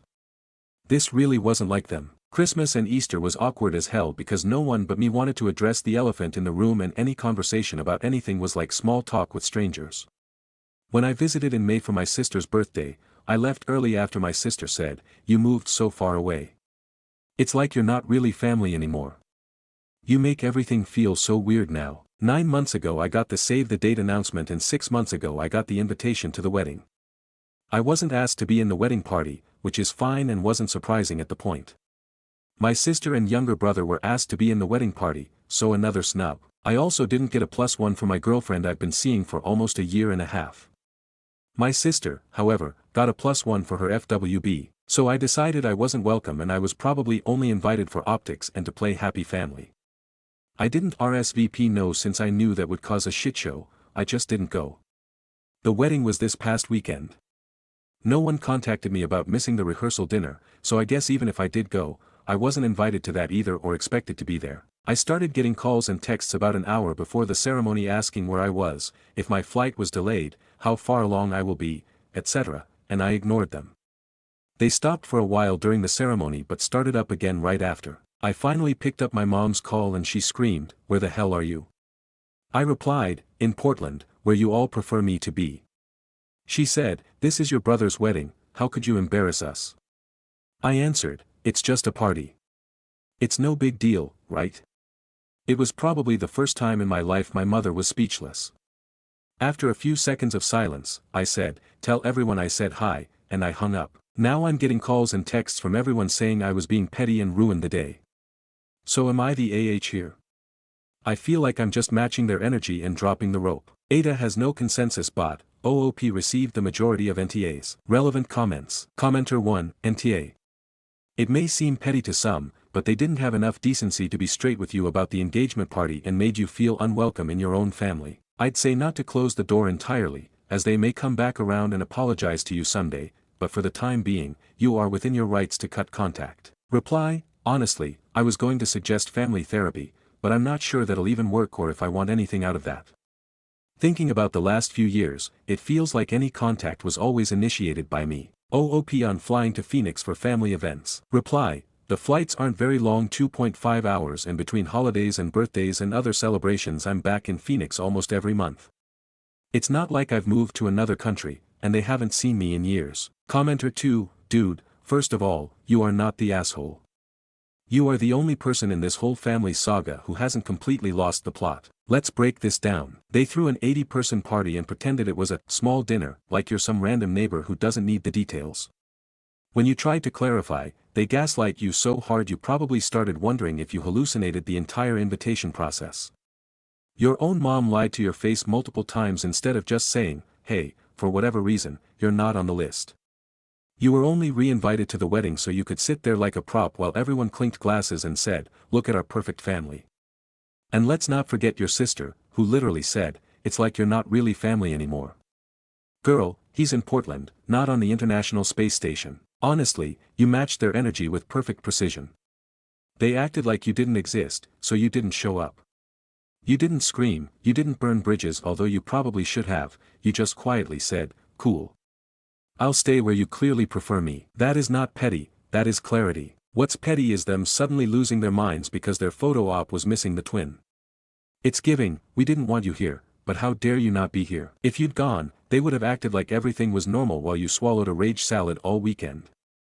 Instead, you finally did something that honored your own dignity, which was long overdue. Here's the truth, you didn't ruin anything. They did. Repeatedly. You just stopped performing in their charade. And I promise you this, somebody in that family respects you more now for drawing the line. They'll never admit it, but they do. So no, you're not the asshole. You're the one sane person in a family that treats basic decency like an optional upgrade. Drop the rope. Rest your arms. And maybe send your mom a postcard that says, "Greetings from Portland, still not invited, still unbothered." Reply, "Thank you. You've totally hit the nail on the head." If anyone was just like, "Hey, it feels like we've lost touch, so just a heads up you may not be as involved as others," would have been fine. You were only re-invited to the wedding so you could sit there like a prop while everyone clinked glasses and said, "Look at our perfect family." One of my cousins, who is on my side, actually told me that I wasn't even placed at the family table because there wasn't any room to fit me in there. So even if I went, I would have been some random guest. Did OOP and his twin talk on a regular basis? Reply, I always thought we stayed close. He'd visited me about every year for a week since I graduated. We may not have chatted or texted every day, but we kept each other abreast of what's going on in our lives. We may not text for 2 to 3 weeks, but when we did, there'd be an hour of texting back and forth and inside jokes. I travel back home about 10 times a year, so I met his now wife and I thought we got along, too. OOP on if politics play a role in his family. Reply, no change in politics as far as I can tell. No moralization or anything like that. My dad is a lifelong Republican, my mom a Democrat, and my siblings and I are all still pretty liberal. No real change there and no shifts noticed from any posts on social media. Has OOP's family visited him in Portland? Reply, my brother has visited about 5 times, my sister lived with me one summer for an internship here. My cousin, who is totally on my side, lived with me and 2 of my friends in a 4-bedroom, of course for 2 years after she transferred to the college I went to and finished her degree here. My parents visited twice during college and my little brother has no interest. Is OOP and his twin identical? Reply, fraternal. Commenter 3, NTA. They deserved every bit of it. I bet your brother probably didn't finish college or has gotten a good career. Kudos to you for sticking up for yourself. Reply, he did, he went to a party school, but C's get degrees. From what I know he likes his job and makes a decent wage. I make a surprisingly good wage, which allows me to visit home regularly. Or allowed me to visit home often, but I doubt I'll be traveling there any time in the near future. Commenter 4, NTA. But why couldn't your brother just tell you what was going on? If you had said or done something that hurt him, why didn't he at least let you know? And why is your whole family backing him up? Do you have different political views than they do? Did you ever bully your brother? Do you owe him money? Are they really that upset that you moved out of state that they're willing to destroy any relationship with you? It's all so weird. Reply, I don't know. I definitely didn't bully him, he would have hooped my ass. No change in politics from what I can see. Literally everyone in my family, parents, siblings, aunts, uncles, cousins live a 30-minute drive from each other. I'm the only one that's moved away, but I visit almost on a monthly basis to keep connected. I probably make the most of all of my siblings, so I've gifted money in the past, mostly because I know it's a waste to loan to family. I feel like I give 110% to receive 70% back. Does OOP's family have any issues against his GF? Reply, honestly, my family loves her. Or at least they say they do. She came with me for Christmas and my mother pulled me aside and said I finally found someone who can put up with me and she can stop worrying about my future now. My girlfriend was cool with there being no +1 and said it's getting more common to only give +1s to engaged or married couples since the bride and groom don't want some rando they never see again in their photos if the relationship doesn't work out. Engagements and marriages sometimes don't work out either. But then she found out my sister got a +1 for her fuckboy. Update. To the people who said YTA, I understand your reasons. Yes, it was cowardly to not RSVP to avoid drama, but looking back I was in a headspace where I just caved to the guilt if I RSVP'd that I wasn't planning to attend. Also, a little part of me was hoping they'd realize I didn't RSVP and they'd tell me they want me to come. But every day that passed between the RSVP date and the wedding I got angrier and more hurt and I wanted to make it clear in a big way that if they don't want me around I don't have to be around. And I get that's an move. I had a long phone call with my aunt and cousin last night about the wedding drama. They have given me some more info and our suspicions are a bit of conjecture based on what we know and what we've heard, but here it goes. We really do think my mother felt I rejected them when I didn't move back after graduating. This is despite always coming home for my brother and sister's graduations, all birthdays mine and immediate families, holidays, special events, etc. I practically visit on a monthly basis. But despite this, we think that she has some weird vendetta against me for splitting up her family and being an example to my siblings that they don't have to stay local. Even worse, somehow visiting so often made my mother resentful because my aunt mentioned that my mother once told her a few years ago that I was flaunting my wealth by showing I could visit so often. Thanks to my senior year internship, I went immediately into a field where progression can be quick, and thanks to going back for a very specialized master's degree, I am in a very niche space within that field and was able to move up faster. I'm not bragging, it was just luck, connections, and a great mentor early on. People suggested my brother might be jealous. He does earn less, but as far as I know he loves his job. It just doesn't have the same career progression. Honestly, his job is much more exciting than mine and I'm sure it fulfills him a lot more.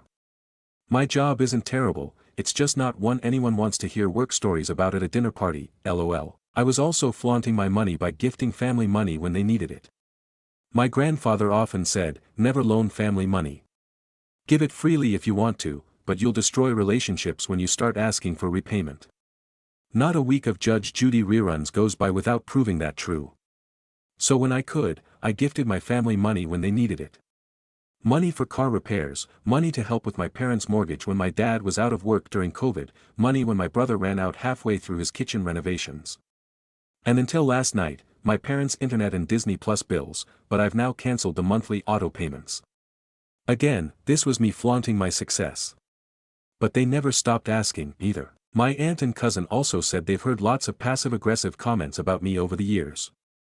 First from my mother during the first few years after I decided to stay in Portland, and then eventually from my siblings. We're pretty sure my mother slowly poisoned them against me for not moving back home and showing what happens if they ever tried to move away. Someone said this about my mother meeting my girlfriend in my previous post. TBH, given the context of everything else that's happened, what your mother said here about finally finding someone who can put up with you sounds less like a tongue-in-cheek joke and more like a not-so-subtle barb. I see it now. I laughed it off as just my mom's humor, but I now also see that these passive-aggressive comments to to my siblings, over years was subtle manipulation to turn them against me and for me to learn to accept it. A lot of people suggested this treatment was to get me to move back home and to punish me for leaving, but I'm not going to come home to embrace treatment like this and hope it goes away now that they got their way. Especially when it's been too ingrained in them by now. It also explains why for the past few years almost every conversation is initiated by me.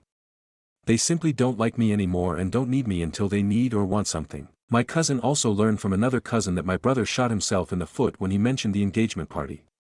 I wasn't supposed to know at all. The plan was to tell everyone I couldn't make it and hope I'd never find out. My brother told that cousin that I wasn't supposed to find out about it, but after he let it slip I wouldn't shut up about asking to come. Based on how they've been talking about me for a couple of years, lots of extended family thinks I'm some annoying loser who makes my too often visits miserable for my family and I can't get the hint to fuck off. So I'm finally fucking off. My aunt and mother never really got along. My aunt is my mother's brother's wife, but my aunt said she knew all of this had my mom's name all over it and that years of digs, passive-aggressive comments, and full-on aggressive comments have all come to this. She said they're not the same people. I told them that I don't think there's any coming back from this, then. My aunt and cousin both mentioned that they never heard my dad say anything bad, so my aunt is going to have my uncle talk to my dad man to see if he can find out what the hell is going on. I thanked my aunt and cousin and reminded them they are pretty much the only family I have left and I don't plan on losing touch with them. My aunt even mentioned that they haven't gone camping in years and asked if there are any nice places around Portland. It's too far to drive to go camping, but it means they may visit sometime. They also said they're going to try to correct info about me with extended family members, but I told them to not bother, they've already chosen to believe it. But for now my immediate family are cut off. I've blocked them on my phone and social media. No more free handouts when they need money. No more wasting money to go to Phoenix fucking Arizona 10+ times a year just to be roasted by the sun and family members. No more punching bag. Thank you all for your support and helping me realize my family really is shitty. Relevant comments. Commenter 1, good for you setting boundaries with people who mistreat you, even family, is not petty, it's self-respect. Reply, thank you. It's a huge weight off my shoulders. Commenter 2, I don't understand your mom's endgame here. Sure, she wanted to punish you for moving away, but if she wanted you to return, how did she think her treating you badly and turning your family against you would accomplish that? My son doesn't want to move home. I'll show him.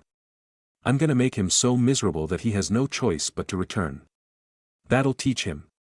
Like, what? If you miss your child, wouldn't you do everything in your power to make them feel at home every time you see them? Commenter 3, good for you. You don't need people in your life that take you for granted and a walking ATM. Your mom is definitely an for poisoning your family members against you just because you simply didn't follow their rules and became more successful than them. Commenter 4, I figured the reasoning would be what I expected, since your story was similar to my life in many ways. I'll tell you this much, things will get much smoother for you when you get used to it. No more head space being taken up by people who you'd expect to be happy for you, but are really your ops. The best thing you can do is just live your life and be happy. Stories number 14. My husband 32M left me 32F after almost 15 years together and wants me to forget and let him come home. What are my next steps to stop that? My husband and I have been married for almost 2 years, but together for almost 15. He is my only long real boyfriend I have had in my adult life, and we have 2 children together. We have had a rocky relationship from the beginning if I'm being honest, but the last 3 years have, for the most part, been pretty great. The turning point for our relationship, I feel, was after he got blackout drunk at his friend's wedding and spent the entire 1.5 drive home that I drove him and his friend home from as I was sober, screaming at me and saying nasty things. Since then things had been pretty good. I have been working on myself, have lost weight, putting more effort into myself and my appearance, and have been making new friends. About 5 months ago he woke up one day and told me he wasn't happy with his life or me and wanted to leave. He then decided he was wrong and didn't want to leave. Not to drag it on too much, but a highlight reel of the last 5 months is he has left me 4 to 5 times and comes back every time saying he's sorry. Been unhappy when I have gone for dinner or to see girlfriends. Got blackout drunk again, and behaved horrendously towards me. I can't really talk about it on the thread. The same night as above there was some severe drama with his family. I am also being made to be the villain for telling them this behavior is disgusting, especially since our 2 children were asleep in bed when everything was happening. Called me every name under the sun, often in front of our children. Accused me multiple times of having affairs, with absolutely no suspicions. I didn't realize a few of the things can't be discussed here. His excuses are that he doesn't feel loved enough by me and I'm not affectionate enough. But it's hard to feel affectionate to someone who is treating you like shit. I am getting very little family support and being made to feel guilty for breaking our family up if I don't let him just come back home. But he is never going to change. I guess I'm just looking for some validation and support that I'm making the right decision because I keep being told I'm wrong. What are my next steps to stay strong in my decision to not take him back, and try and establish a healthy co-parenting relationship for our children? Update. My husband 32M left me 32F after almost 15 years together and wants me to forget and let him come home. What are my next steps? I just wanted to firstly say thank you to everyone for all of your responses. I can't tell you how much they've helped me through this time, and every time I was struggling I went back and looked at them all. I just wanted to address a few things mentioned in the comments and then give an update, so skip to the end if you just want the update. I have spent the last few weeks really thinking about our relationship and the dynamics, and honestly it's difficult to really think about and embarrassing to think I've allowed this for so long. Some background to our relationship and dynamics of my life. We started seeing each other at 15, and on reflection I can see that he was pressuring me even back then to do what he wanted, e.g. pressuring me into losing my virginity when I didn't want to, but thankfully a friend intervened for me. I grew up in a house filled with domestic violence and an extended family that was very dysfunctional from trauma. Around the time we first met, my stepdad, who raised me and separated from my mom about 3 years prior, told me his new partner didn't like me calling me dad, and she was turning my bedroom at his house into her spare room for when her family came to visit, and essentially ended with him abandoning his dad role in my life. The night we started dating at 17 was, in hindsight, deeply troubling. We had been at a local function and had been friends. I was speaking with a mutual friend leading up to this night, and we snuck away to spend time together. When we came back to the function, our mutual friends were laughing about it, and he started screaming at me in front of everyone for hooking up with his friend when I knew he liked me and that I'm a bitch. I followed him out to apologize, no idea what I was apologizing for now, and ended up in a relationship with him. He habitually lied to me about using illicit substances throughout the years. He knew it was a hard limit for me as my relative had passed away from an OD. I know to some people it is a bit ridiculous as it's pretty normal where we are from, but I didn't want to be involved with it in the slightest. He caused friendship breakdowns because friends would come to me and tell me he was using substances, he would deny it and tell me they were lying, and I would end up in arguments with them. He admitted 2 years ago to lying about it because he could see my viewpoint had changed and I was more accepting of it. Our relationship was great for the last 2 to 3 years, 1 to 2 years before our wedding and 1 year after. But on reflection I realize it was because I was just being more obedient to him. I was basically a married single mom and handled everything at home, worked in our business and was the primary parent for our children. Okay, now for the update. I saw everyone's comments about leaving him and running in divorce. That is definitely my plan. But I'm trying to be smart about everything and not rush it and do it on impulse. After my last post I did cave to his pressure and allow him another chance. I told him that I was going to visit my friend's new apartment in the city and go for dinner together. He lost it and tried to forbid from going. I told him I wasn't asking for permission, I was just letting him know. He was yelling and carrying on in front of our children that I either be husband and wife again or he's leaving right now. And I was just overwhelmed and trying to get him to stop, so I agreed. He also admitted to going through my phone to look at my messages with my friend because he didn't trust what I was saying. But shock and horror, a week later he left again. So currently we are not together. He keeps apologizing and telling me he loves me and regrets the things he was saying to me. He keeps asking me, so are you done or do you want to be with me? I reminded him that you left and we're not currently together. I said without real changed behavior I am not willing to be together. And I know that he will not be able to do that because I now realize that I think he is a narcissist, or at least pretty close. In the meantime I have been recording many of our conversations and interactions. I am meeting with a lawyer and speaking with an individual counselor. And trying to get my house in a state for sale without it being obvious. I also forwarded many of our business financial documents to a separate email in case he restricts access to them. His work email is also on my computer as I handled most of his correspondence, and a few days ago he had an email from Snapchat about some password change or something. Not really a huge deal I guess, but I'm pretty confident there is either another specific girl in the picture or he's having casual sex. If there's anything else I should be doing, anything you want clarified, or any thoughts you have, I'd love to hear it. And thank you all again. Update. My husband 32M left me 32F after almost 15 years together and wants me to forget and let him come home. What are my next steps? Hi all. I wanted to post an update for everyone who gave me advice in my previous posts and helped me through a really difficult time. My soon-to-be ex-husband has been gone from our home for 2 weeks now. It has been 2 weeks filled with crash-outs, love bombing, and everything in between. But I have held firm and told him I am completely out of the relationship and want a divorce. I have bought new security cameras for the time being, but want to sell our house and buy my own place as soon as possible.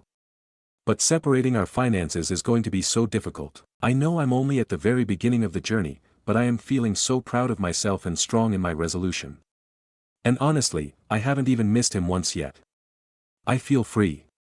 The kids and I can be at home and do what we feel like without worrying if he will have a problem with it. There's no more yelling at home. It's just peaceful, so thank you again for your advice.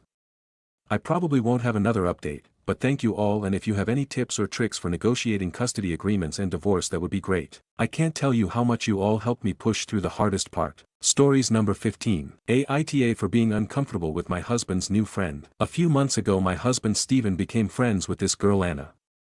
He hangs out with her a decent amount of the time, once a week to every other week-ish, which is decent given our work schedules. I have never met her, nor have I been invited to. It's been mentioned that she wants to meet me, however plans are never made and I'm not invited when he goes. He says he's also hanging out with her boyfriend, but again, I've never met these people. A few things that really rub me the wrong way. He's been doing a lot for her and gave her our space heater, which I have no problem with him being helpful or kind, but it seems that he tries to solve it whenever she has an issue. I asked about donating the Nintendo Switch that we literally never use and has sat in a drawer for years to a child in need, and he said no because he told Anna maybe she could borrow it sometime, and he can't go back on his word that she could maybe borrow it sometime. However, he promised an incredibly close friend of mine that she could for sure have our old Xbox as a Christmas gift, and he's fine going back on that for me to donate that instead. Also, every single time we've gotten in a fight since he met her, he's stormed out the house and run to her place. He does not return for hours and does not contact me at all while he's gone. I only know where he is because we have iPhones and I have his location. After making a huge deal about spending Christmas with me, he spent less than 2 hours with me and went to a party with her that I wasn't invited to and was gone all afternoon/night. I spoke to him about all of these points and said I was uncomfortable, and he swore nothing was going on, but apparently turned right around and told her what we talked about. Because, she's my friend, of course, I told her. And this makes him more sus like, you got your stories straight, and now it's gonna be weird with me and her if we meet. Not that I even want a relationship with a female who runs to my husband every time she has a problem. He has other female friends whom I adore and does none of this shit with them, so this is not just me hating other women or some dumb shit. Am I crazy for being uncomfortable? Especially considering he doesn't tell me what they talk about, but immediately turned around and told her about a private conversation he and I had. Last thing I found out today, she's single. Apparently she dumped her boyfriend last night. Guess who she came to first? Relevant comments. Commenter 1, not a relationship expert, but I think you do what's happening or about to happen, you just have to be prepared for it. Reply, I don't want to cost him a good friend, but the fact that he doesn't see the inappropriateness of this whole situation is both wild to me and making me second guess myself. OOP needs to contact Anna's boyfriend to get his side of the story. Reply, a couple of people have mentioned that, but I don't even know his last name. The one and only reason I have to not do that if I could find his info is that the story I got about their breakup is that he went psycho. Note just I'm mad at you, but a true mental health episode/crisis.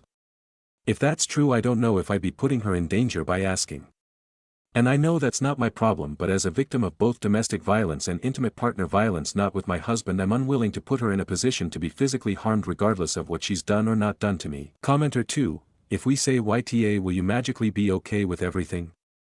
Read your post again, and if you can't spot a red flag then you're hopeless. Reply, hi, I already got the answer I needed, but my post was deleted months ago and I just reposted it because I had an update. For the original post I knew what was happening was wrong, but he had spent so long gaslighting me and making me feel crazy and like everything was my fault that I just really needed an outside perspective.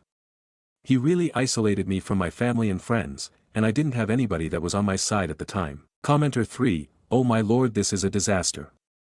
He's gaslighting you. Everything you've mentioned is reasonable, and yet instead of discussing it with you and having real conversations about something that his own wife is concerned about, he brushes it off, deflects, or ignores. You can't reason with him because he doesn't want to reason. He wants to have his own way and doesn't want you to ever know that in his heart he loves this woman more than he loves you. Marriage. Counseling. Reply, hi, there won't be any marriage counseling. I begged for a really long time to do it and he always had a reason why not to and only ever says that he'll do it when I am actively telling him I'm done and want to leave. But then has never actually followed through on that. But if you check my post history, you'll see the update to this post, so we are just gonna straight up get divorced at this point. I'm done with the mental, emotional, and verbal abuse. Also, I'm not saying I'm perfect or fixed or anything like that, but I went to therapy for years to deal with my issues and he's never gone a single day to deal with any of his, and I really believe that he needed to see a therapist individually in addition to marriage counseling for us to make any progress, and he always had a reason why not to do any of that. How old are OOP and her husband? Reply, we are 26 and 28 and we've been married for 3 years. Being upset that he is lying to me and hiding things from me doesn't make me jealous. I don't really give a shit if you think I'm attractive or not. Update. Okay, so the other day Steven 28M was supposed to see his grandma and then hang out with Chuck 28M and Marvin 30SM. That was the plan. He was very specific about what he was doing and with whom. He was going to go to Chuck's house and then he, Chuck, and Marvin were going to Delta Pizza to play pool. Steven texted me 26F multiple times saying that this was still the case. This is just one example. Steven also repeatedly said he wanted to watch a movie with me and would be back early, so when he still wasn't home at 7 p.m., I checked his location just to see if he was on his way back. I literally didn't suspect anything. I just wanted to see if he was on his way back and I didn't want to call him and bug him in case he was still with his friends. When I checked his location and said he was at Anna's 20SF place, so I texted him and I was like, "Are you with Anna?" and he said no. Insisted that he wasn't with her and didn't see her.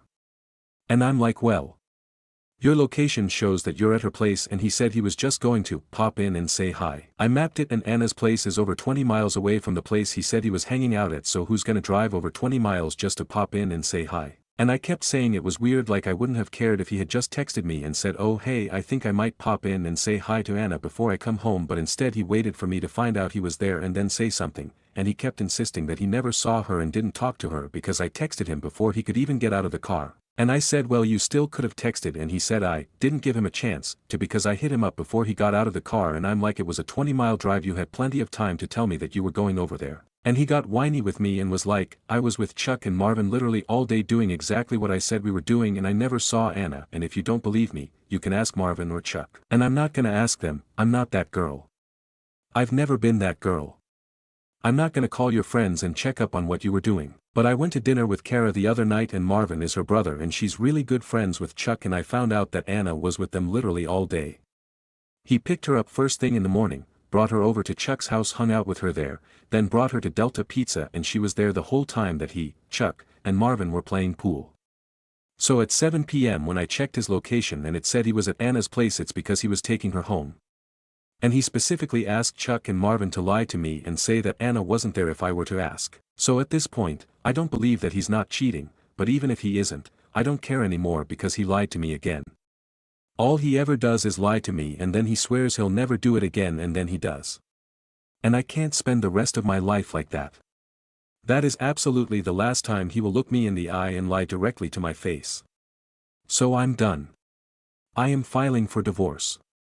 He doesn't know that I know, and I am going to play dumb and keep it that way until I can get my ducks in a row. Any advice would be appreciated. ETA, because so many people keep saying it rightfully, so I just can't reply to every single comment. I had an STI and pregnancy test. I'm 2 months late, done the morning after I found out. Pregnancy test was negative. Waiting for STI results. Doctor isn't open over the weekend, so can't expect anything till next week. Relevant comments. Commenter 1, get all the evidence.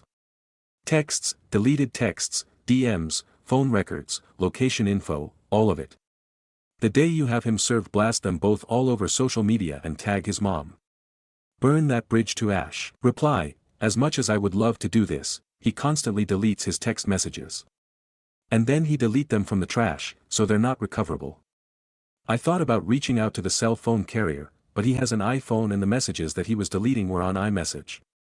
I do believe that there's probably some stuff on Facebook Messenger, but I don't know how to get into his Facebook account. Commenter 2, we don't know if he's having an affair. He's, as you said, deleting all messages, getting his friend to cover for him, and besides confronting Anna, which she would probably lie anyways, there's not a lot you can do. The biggest thing here is that he's lied to you on multiple occasions now. He's being secretive and getting his friends to cover for him.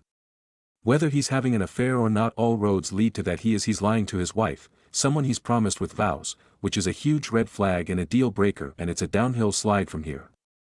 Get your things in order, especially finances, and file for divorce without telling a soul, and then serve him papers. Let him do what he wants and keep a record of everything moving forward. Also update us when you serve him. Reply, he knows I know now. Commenter 3, if you rent, have one of you removed from the lease. You may be able to be removed if you tell your landlord you're being abused. You are, mentally. Give the Nintendo to your friend. If he asks about it, play dumb, the way he has with you. Reconnect with family and friends. He assumes he has you locked down. Make sure you're gone or have changed locks when he's served. In your shoes I would have him served at work. At A's place would be better, but likely more difficult to time. Reply, he works from home, so that's not a possibility. I told my dad everything yesterday, and he said that in our state we have to be legally separated for a year before we can divorce. I just want to be done and gone. Does OOP work? Can she go back to work? Reply, hi, I am a substitute teacher, so I haven't been working over the summer. Prior to this I worked in New York, but I moved because he wanted to be closer to his family. Commenter 4, NTA, once trust is broken, why bother trying to fix it? Once lost, trust is never fully regained. Reply, that's where I'm at. I don't trust you, so we have literally nothing. He just gets so whiny and weepy and sometimes suicidal when I bring up separation, and so that has guilt me into staying in the past, but I am absolutely done now. Commenter 5, make sure you don't tell him anything or act differently. Talk to a divorce lawyer for advice. Unfortunately, think about what he'll hide or cut you off from when you file. If you think he'll take it well though, you can suggest self-filing or mediation, faster and cheaper. Do you think he will hide money? Do you know where all the accounts are so you know for sure how much money her has? Are there accounts any in his name only? Joint accounts that aren't really joint that maybe he just put you as a user? Is there any joint stuff that you have that is under his account or password? Think non-money stuff here too, like photos, or filing your taxes. Perks, take 100% of a return or file for someone and steal it. Home security systems, etc. Do you think he has any hidden debt, or do you think he's hiding any other big secrets? If you have joint bank accounts, start a solo one now and start putting money into it. Just assume he's going to screw you over. Do everything up front to avoid it, and unfortunately pulling money out of joint bank accounts and spending it is very common. Get all your personal documents, copy your tax returns, and also get some cash just in case. Depending, you may want to set up a credit freeze if you think he's the kind of asshole who will open accounts in your name. Also, get a password manager and change all your passwords. Reply, he has a lot of ways to screw me over because he completely isolated me from my friends and family. And last year I was really sick and he convinced me to leave my job, and then we did IVF and I spent all of my savings and maxed out my credit cards doing that, and he didn't contribute at all even though it was his fertility issues that was stopping us from having a baby. Then I went to teaching last fall, but I wasn't making that much, and since I haven't been working over the summer, I've been using what teeny bit of savings I did have just paying off debts and day-to-day expenses. The apartment is in both of our names. I am on the lease so he can't legally kick me out, but he pays the rent RN and the car is in his name only. Stories number 16. I 30 male am dating a woman 30 female with 3 kids, 12 male, 11 male, 8 female. I'm a 30-year-old male who's been dating an incredible woman, also 30, for the past couple of months. She's beautiful, nurturing, understanding, and genuinely funny. Her patience and the way she accepts me on a level I've never experienced has made me fall deeply in love. And she feels the same. The complication? She has 3 children from a previous relationship, 2 boys, 12 and 11, and a girl, 8. I've met them, they're great kids, but the weight of that responsibility has been overwhelming. It's made me hesitant to fully commit, and she's picked up on that. Recently, she ended things because she wants someone ready to accept both her and her kids wholeheartedly. I can't blame her, but I miss her deeply. A part of me is open to stepping into a father figure role, but I'd need to ease into it. I'd want to build relationships with the kids individually and continue working on myself before considering something like living together. One moment that stuck with me was a day we all spent together. It was a fun outing, but expensive, and I ended up covering everything without any discussion. She didn't offer to split costs or ask if I was okay paying. I brought it up gently later, and while she said she understood, I sensed she was a bit put off. It made me wonder if she expects full financial support for her and the kids right away, something I'm not ready for yet, especially since we're in the middle of a recession. To add to that, I was recently sued. She didn't judge me for it, but it took a toll, financially, mentally, and emotionally. My ego took a hit too. I'm still recovering from that experience, and it's made me more cautious about taking on new responsibilities until I feel more secure. That said, I do have a really good job. I work in tech and I know that if I push harder, I can break six figures, but I'm not there yet. I'm also being realistic. With the rise of AI, a lot of roles in my industry may be at risk. I've even considered picking up a trade as a backup, something more hands-on and stable long-term. So while I'm ambitious, I'm also trying to be smart and not overextend myself too soon. Financially, I'm also trying to wrap my head around contributing to kids who aren't biologically mine, especially since their father, who's still involved and financially stable, is in the picture. That said, he has a history of emotional and verbal abuse toward both her and the kids, which complicates things further. My hesitation isn't about love, it's about logistics. I think about the need for a bigger car, a larger home, more food, more clothes, a higher income, and I still want a child of my own one day. She's open to more kids, but the idea of raising 4 or 5 children under one roof feels overwhelming. And yet, she's amazing. Despite having 3 kids, she's incredibly disciplined, she looks like a supermodel, is emotionally supportive, believes in my dreams, and doesn't pressure me to be rich. She lives an hour away, so if we were to live together, we'd need to compromise on location too. And I'm still unsure how things with her ex might play out. I'm torn. Has anyone been in a similar situation? I'd really appreciate any insight or perspective. I know that if I reach out to her one last time and communicate that I'm all in despite me still figuring myself out, she would be all in as well. I know she would be by my side as I develop myself. Thanks in advance. Comments. Commenter 1. If you're not ready to be a stepdad, that's totally okay, but it's not something you can halfway commit to. The most respectful thing you can do is be honest with both yourself and her about what you're capable of right now. It's better to be real than to try and grow into the role and unintentionally hurt everyone involved. Commenter 2. You needing to prioritize yourself and your development before taking on more is responsible, not selfish. Dude, don't rush into an all-in declaration just because you miss her. If you say you're all in now, but you're still wrestling with these massive logistical and emotional questions, you're setting yourself up for failure and more heartbreak for everyone involved. You need clarity on the financial expectations, the role of their biological father, and your role with the kids. These aren't minor details, they're the foundation of any long-term relationship with a parent. Commenter 3. Committing to a single mother with 3 children is not a trivial decision. People are rushing you to step up and I see this as absolutely disastrous advice. They are thinking of her needs and her kids, not yours. That day where you covered a fun outing. That's the template you're looking at going forward if you commit. My advice is to walk away. Either way, best of luck. Commenter 4. If she is already introducing you to the kids after only a couple of months and acting unhappy with splitting expenses from activities that include her kids, beware. She is probably looking for financial support or for a replacement dad. She should be waiting to make sure the relationship is likely to last before introducing people to the kids, for their safety and their emotional well-being. Being a step-parent is hard. Check out some of the subs about it to get the full picture. I personally would never get involved with someone with 3 young kids. Stories number 17. Aita for locking myself in the bathroom during the reunion with my siblings were all foster kids. Me 16M and my siblings 12F, 11M, 9M were put in foster care after our parents' neglect of us got so bad that teachers took notice and reported it. My teacher at the time reported bruises on me too. The bruises were from my sister and younger not youngest brother. They were forever sleeping in my bed and grabbing me to stop me kicking them out or getting out of bed.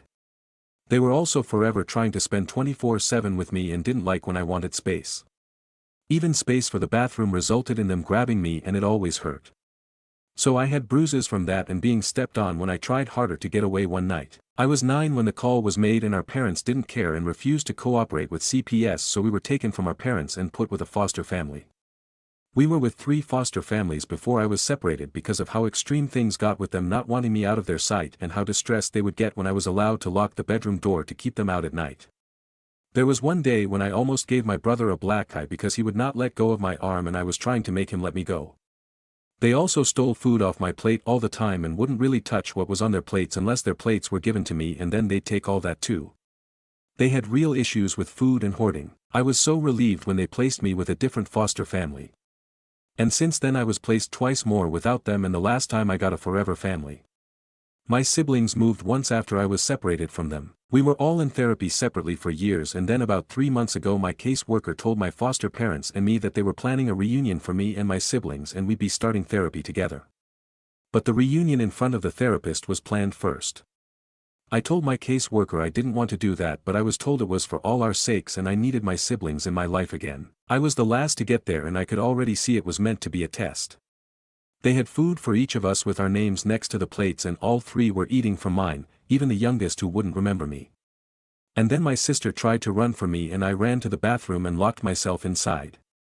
For like an hour all 3 were banging on the door and crying and screaming that I needed to come out and they missed me and I couldn't leave them again. I told them I didn't want them grabbing me again and they said I was being mean jerk and stuff like that. My sister kept saying I needed to take care of them again and they didn't want to be with the stupid family anymore, they just wanted me. Eventually they were just so distressed the therapist contacted their caseworker and she came to take them away, but it took ages and was a huge fight and I was still locked in the bathroom. My caseworker showed up and told me I was supposed to give the reunion a chance. I said I didn't want it to be the same and I don't want a relationship with my siblings if I have to be their parent or their adult. I said I just wanted a family where I didn't need to be everything. My siblings heard me and my younger brother tried to run at me and jump me again so they could stop me leaving, but the therapist stopped that from happening. I was twice more since then that I was wrong to lock myself in the bathroom and I should have tried the reunion, and that if I was just going to avoid them therapy was a waste of time for all of us, but that it's hurting us all. Comments. Commenter 1. NTA. I'm so sorry you've all been through a horrific childhood, but you are well within your rights to protect your own peace.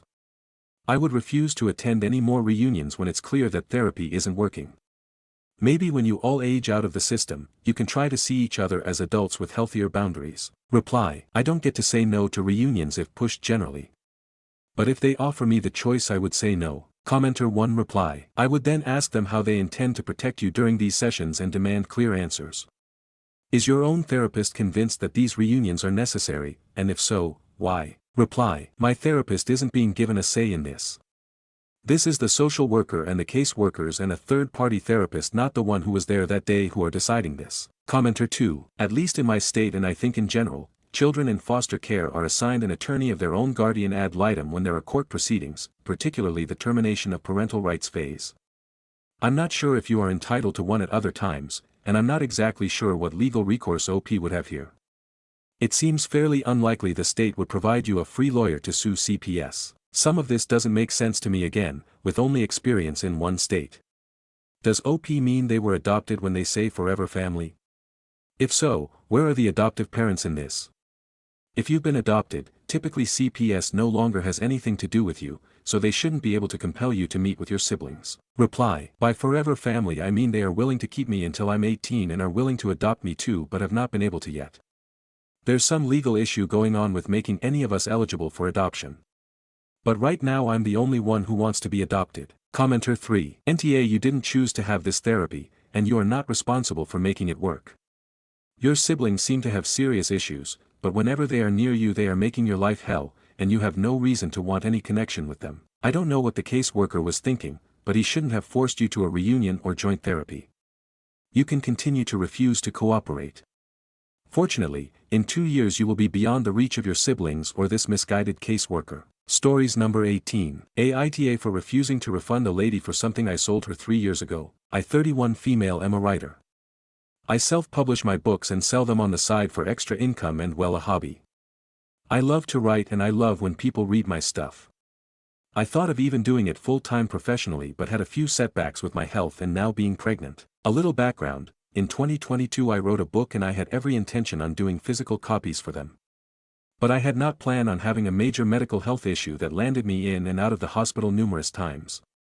I simply decided to do an ebook release, like the kind you read on a Kindle, and for the ones who didn't want that, I would simply refund them. No big deal, right? I made the post and almost everyone said they rather have an ebook anyways and started sending me their emails to get signed up for it. Including this woman who we'll call Sarah. Sarah was always messaging me asking about when I was sending it. It was up for pre-order because I was being sponsored to do a giveaway to promote a small business. Her new business gets word out and I get more books out. It was a win-win. She seemed nice and supportive. The day comes and I email her the book and she even replied to the email saying thank you and how she can't wait to read it. Fast forward to yesterday. I was asleep because it was 7:30 in the morning and my phone kept dinging. My husband woke me up and told me that it was going off, that I might want to check it cause it could be one of our nieces or nephews or something urgent. Why else would someone blow me up at 7:30 in the morning? I clicked open my phone and seen it was Sarah. Her message said, "Can you send me my refund through Cash App?" I was half asleep and confused and I honestly thought she was hacked, and the way I understood it, you reply to the hacker and that's how they gain access to your account. I was simply not risking it. So I blocked her and rolled back over to go to sleep. Not even 5 minutes later my husband's phone starts going off. He looked at it and showed me. It was Sarah again. She had sent him a friend request and message saying I shouldn't have blocked her. A simple explanation would work. I was very confused and messaged her from his ACCT and asked her what the heck she was talking about, and she proceeds to send me a SS of a message from 2022 where she paid for her book. She then said she was hard up for money and needed it back and I should be kind enough to refund her money. I was livid. I told her why on earth I refund her something from 3 years ago. I even checked my email and found where I had sent it to her and her reply. I sent her the SS to prove it and she deleted her messages that said she was hard up and needed money. I replied, "I'm not going to refund you something I gave you. Not to mention it's been 3 years, why are you just now messaging me?" She proceeded to ignore me, so I blocked her from my husband's ACCT. My husband had a feeling that maybe she was trying to buy treats, if you catch my drift, and was just looking through messages to find someone. I personally believe because I posted we were going on vacation and just updated our car she thought she could get money from us. The whole thing was weird, and now her weirdo daughter and mother have been harassing us from multiple ACCTs demanding we send the money back. Everyone else agrees that it's weird and we shouldn't have to. Stories number 19. Aita for not making sure my niece got on the plane home. My cousin's wedding was yesterday. Early this morning, we all left on our flights back home. Several of us had the same flights back. We had standby seats though, so we had to wait to the end to board. We also had one layover. We all got on the first flight no problem. Second flight everyone got on except my sister's daughter, Rachel F18. We didn't find out until we all got off the flight that she didn't get on, and there were a bunch of texts from her saying she didn't know what to do. So her parents were all trying to figure out what to do, but the next flight in isn't until tomorrow and they can't get her a hotel room because they require someone older to check in. So she's stuck alone in the airport terminal until the next flight. My sister Rachel's mom and dad think it's my fault because I was the last one called to board the plane. They think that I should have gone up and offered to let her have my seat first since she is basically still a kid and hasn't traveled on her own before. TBH, I didn't even notice her there or who was left because I wasn't feeling great because I was hungover from the wedding. So I had my eyes closed the whole time and was just listening for my name and not really paying attention to who else had already been called. They all knew I was feeling bad too because they were making fun of me for it earlier. Still, they think I should have noticed that Rachel was still sitting there alone, but at the time I just wanted to quickly get to my seat so I could sit down and close my eyes. Also, they're mad because they think that I had even confirmed that Rachel got on because when I passed by my sister and nephew's aisle, she asked, "All good?" and I gave her a thumbs up. I thought she was just asking if I was feeling okay, not asking if Rachel also got on. I kind of wonder why I ended up being the one responsible for her just because I was the last one there. Which I asked them about because any of them could have asked if Rachel could take their seat first, but they said no because they all had work the next day while I didn't. Edit. I should probably clarify that her mom, my sister, was on the flight, but her dad, my brother-in-law, was not on the flight. My other sister and our cousin, and Rachel's 2 underage siblings were also on the flight. Stories number 20. How do I 22F tell my best friend 22M that his pranks are physically painful? First off, my friendship with Bob is completely platonic. We have been best friends for years now and neither of us have ever considered being anything more than that. I have always been really close friends with all of his girlfriends, and he has always been friends with whoever I have dated. I have not dated anyone in about 3 years at this point. When Bob first started dating his last girlfriend, she began to get a little paranoid that there was more going on between us, so in order to prove to her that nothing was going on, he started treating me more like a kid brother. He would tease me and pick on me like any older brother would do. Eventually, she was comfortable with our friendship. However, his pranks have not stopped with her comfort. They have broken up at this point. His joking around has gotten to the point of him physically hurting me, and no matter what I say he just plays it off. The 2 main things that he does on a constant basis is grab my fingers and bend them backwards and shove his hands in my face. When he bends my fingers backwards I literally scream because it hurts so much and he thinks it's hilarious. One night when we were drinking, he bent my fingers back for so long I was on the verge of tears and I thought he had actually broken my fingers. He also constantly shoves his hands in my face, which mostly results in him actually slapping my face or hitting my nose. He always does this randomly because he thinks it is funny. It has made me very nervous to even sit beside him because I am afraid at any moment he's going to slap me in the face. He always laughs these off, and he's never doing these things maliciously, he just genuinely thinks he is just teasing me. The most recent time, and the biggest eye-opener for me was this New Year's.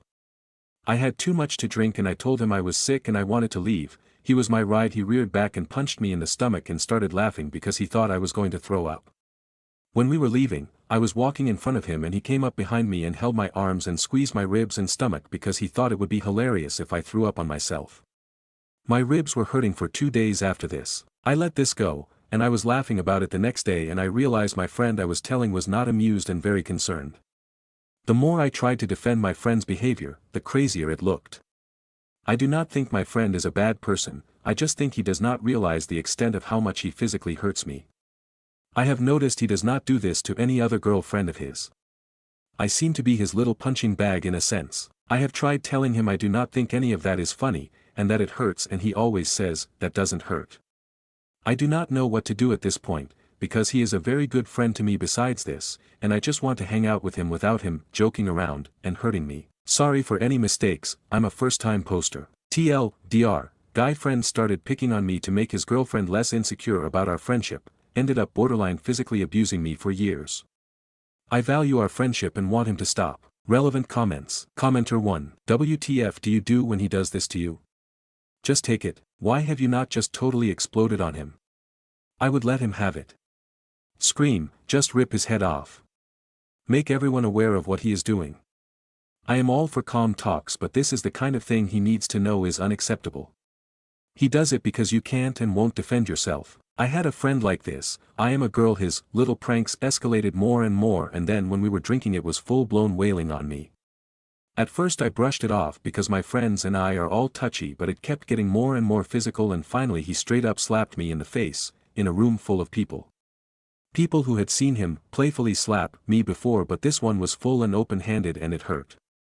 I had had enough and asked him to stop before that, but that was the icing on the cake. I freaked out and went ham like, what the fuck was that? Who do you think you are? And he got his ass kicked by a bunch of dudes who saw him hit a girl. What the fuck are you doing? You are in an abusive relationship. This is not a friendship, him trying to make you throw up. What? And you just let it happen? Multiple times. Jesus Christ, girl. Lay down the fucking law. Do not touch me ever again. This is not okay. You have to stop touching me at all or we cannot be friends anymore, and mean it. But I mean, he's not your friend. He bends your fingers back as far as they can go to watch you scream in pain and he thinks it's funny. He is not retarded or a small child, he knows it hurts when he does that to someone else because it hurts when it's done to him. You are his punching bag. Reply. I definitely agree with all of this. For the most part, everyone would just be like, huh, they're just like brother and sister, by the way we fight. It is frustrating because nearly all of our shared friends thinks it's super funny. I have flipped the fuck out a couple of times and fought back, but I am honestly no match against a guy who is taller plus stronger. I guess I just suppressed it actually being a problem. It sounds ridiculous and pathetic. I honestly did not even see it as a big problem until one of my guy friends was basically like, what the fuck is wrong with you for putting up with this? Commenter 2. I'm just amazed you could be friends with this jerk after years of this behavior. Personally, if someone treated me this way I would distance myself. Physical shit is annoying enough, but doing things to you that makes you cry and hurt for days? He's not a friend. Maybe he'll stop if you talk to him, but I would be worried that he started to act this way in the first place. Reply. Yeah, I just wanted to add that the 2 times he has seriously hurt me has been recent. The other times were annoying and just felt like he wasn't respecting my boundaries, but they nowhere near as painful as nearly breaking my fingers or squeezing my ribs. It has just been escalating for years. It started out as barely messing with me or teasing me. If he had started out doing this 2 or 3 years ago this intensely I would have quit being friends with him a long time ago. He does have redeeming qualities, and is a good friend besides this. I know that's hard to translate through this post because it looks like I am enabling abuse, but we do actually have a good friendship when he is not acting like an immature asshole. I am by no means blaming myself, or saying it is right for what he is doing, but I do think I could definitely communicate this better to him. Update. It has been about a year, but a lot has happened. First, I want to mention that I wish I had taken Reddit's advice when it was offered to me. I originally decided to keep him in my life and just be direct with him. I told him to stop touching me in any form that I did not think it was funny, and that it hurt. I told him he was acting abusive. He seemed very upset that I saw it that way, and said he would stop. This was in February. For a little bit of time things were fine between us. We could hang out and he wouldn't do any of those things. However, that quickly changed. Bob started dating this girl.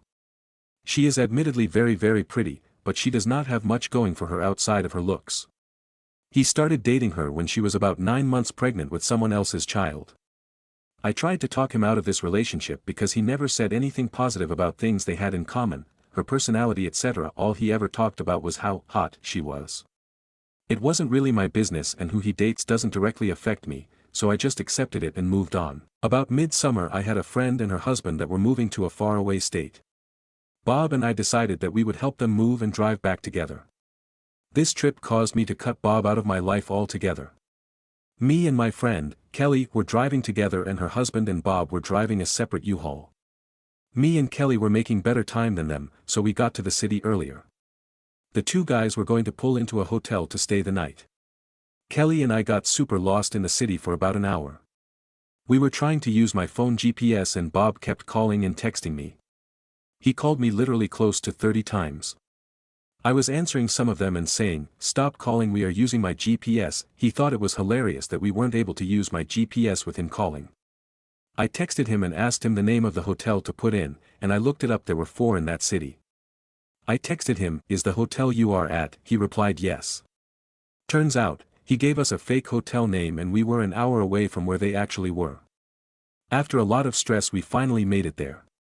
I decided I was buying my own hotel room for me and Kelly because there was absolutely no way I was going to share a bed with Bob after that. Husband and Bob were pissed at us.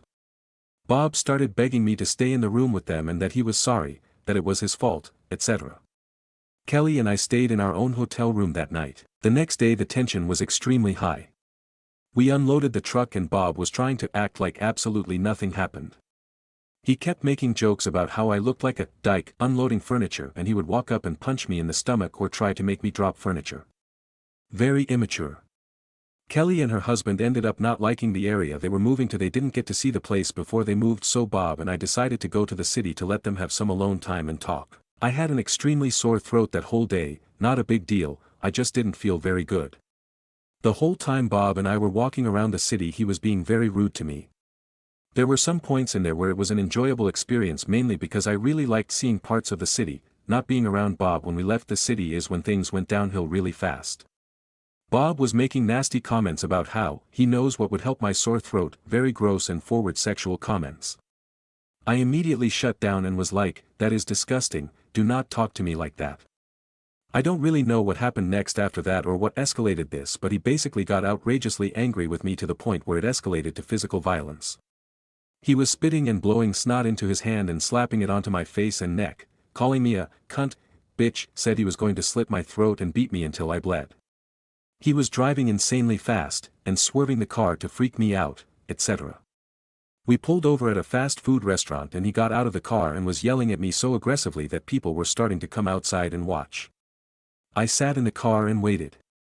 I immediately texted a guy friend and told him what Bob was doing. Bob got back in the car and was seriously trying to act like nothing happened. Like he didn't just completely snap on me. I calmly told him, "If you ever touch me or hurt me again you will fucking regret it for the rest of your life." He told Kelly's husband that he snapped like this because I had gum in my mouth and I know how much gum grosses him out. He just said that he called me a bitch. He left most of what actually happened, I'm serious. He thought that me chewing gum justified this behavior. I had put it in my mouth because my throat hurt. Kelly and her husband ended up going back to our hometown, so I rode back home with Kelly. I was stressing out about having to possibly ride back for 15 hours with Bob. After I got home I cut all contact from him. He still does not understand why he is cut out now. He recently sent me a text message that apologized about him being an asshole in Texas, and that he didn't talk to anyone like that, etc. He seriously downplays what he said and did to this day. I have no intentions of ever allowing him back into my life. People think I'm being dramatic about not talking to him because of his version of the story. He is going to have a baby with his girlfriend in a couple of months and blames the stress of the pregnancy on him treating me like that. Nope. I don't care. He's cut out and I wish I had listened to Reddit a year ago. TLDR told my friend he was acting abusive, gave him one more chance, he threatened to slit my throat over me chewing gum in the car. He's cut out of my life. Relevant comments. Commenter 1. What the fuck? Ugh, I hope his girlfriend can get out of that relationship to stay safe. Don't let anybody ever try to tell you that you're being dramatic/exaggerating when your personal safety is on the line. Even if you only have an inkling that you could be in danger, but nothing has happened yet, you should always trust that gut instinct. Stay safe. Block his number so you don't have to listen to his bullshit apologies. Reply. The strange thing is that he treats his girlfriend with total respect. He's openly admitted that he only talks to me like that.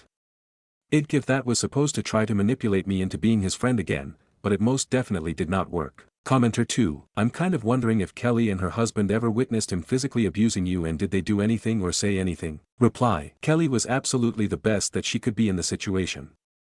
She really helped me out. She doesn't invite him over where I am and she stands up for me if I get brought up. Her husband doesn't know the details. But I'm sure if he saw all this going on he wouldn't have allowed it to continue.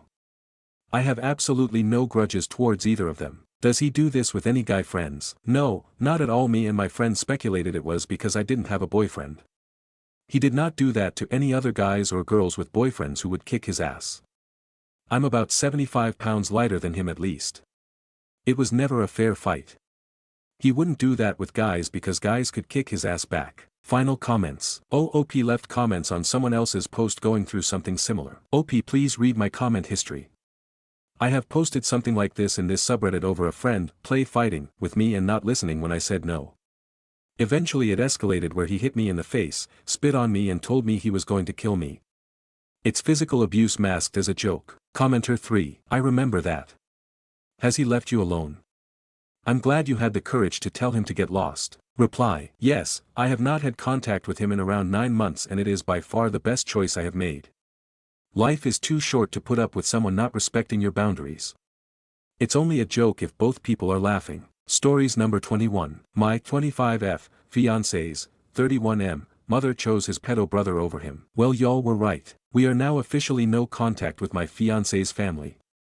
We're possibly going to maintain a relationship with his brother, not pedo Peter, the other one, but we'll see how that goes. Apparently, my fiancé has been receiving texts from his mother every single day since it happened about her wanting to talk to me.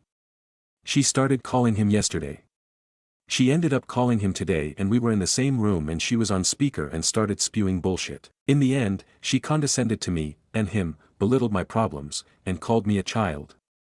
She also said that my fiancé basically does whatever I tell him to, when I had left the conversation. He snapped at her several times. All of this happened today. I did issue an ultimatum, because she was also threatening to kill herself, but in that weird, indirect way that abusive narcissists do. I have an ex who used this tactic against me, so I've seen it before. I told him I can't be abused like this any longer, and I wasn't going to make him choose between us, but I also wasn't going to be abused anymore. He immediately said, there is no choice, and chose me. We aren't inviting them to the wedding, he's going no contact, and honestly, I'm really relieved. His mother destroyed any possible chance of a relationship with her that I could have ever even considered. I'm a little glad she did.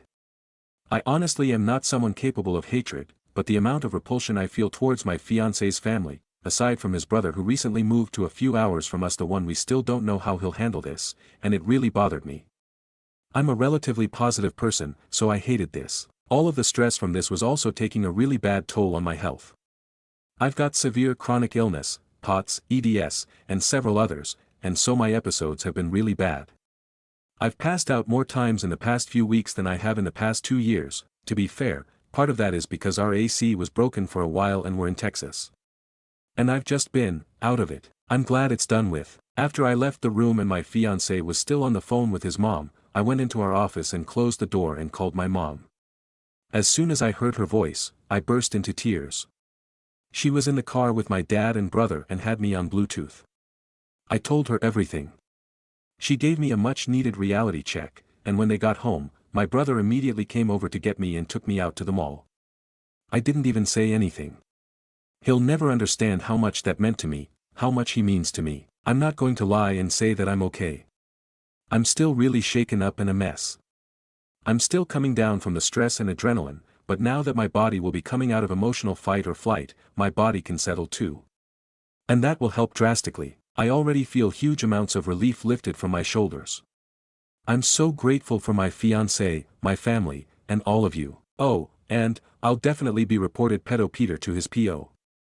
I didn't think of a lot of the concerns some of y'all brought up to my attention, and honestly, I think it's the safest thing for his daughter. I don't think I'll update again, but maybe after I get married, I'll come back and share my joy with all of you. Thanks, THT fan. Stories number 22. My friend said she doesn't want bridesmaids, but still treats us like we are. When my friend Claire announced she was getting married, I was genuinely thrilled for her. We've known each other since college. We met in one of those chaotic group projects that everyone hated but somehow ended up bonding over.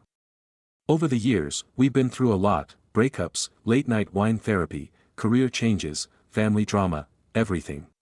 She was even one of my bridesmaids at my wedding last year. So when she said she was engaged, I expected to be involved in some way, but I was totally prepared to respect whatever vibe she was going for. At first, Claire said she and her fiancé weren't doing bridesmaids or groomsmen. We just want to chill, she told us over brunch. No pressure, no titles. Just friends, love, and sunshine.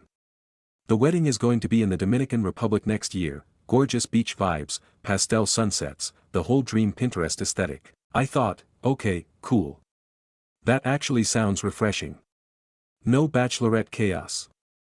No bridesmaid group chat. No matching satin robes and hungover brunches with forced smiles. I loved the idea of being there to celebrate without the logistics. But then, things started to shift. It began subtly. Claire created a group chat with about 8 of us, her closest girls. She said she wanted to do a bridal retreat in the DR a month before the wedding. Not optional.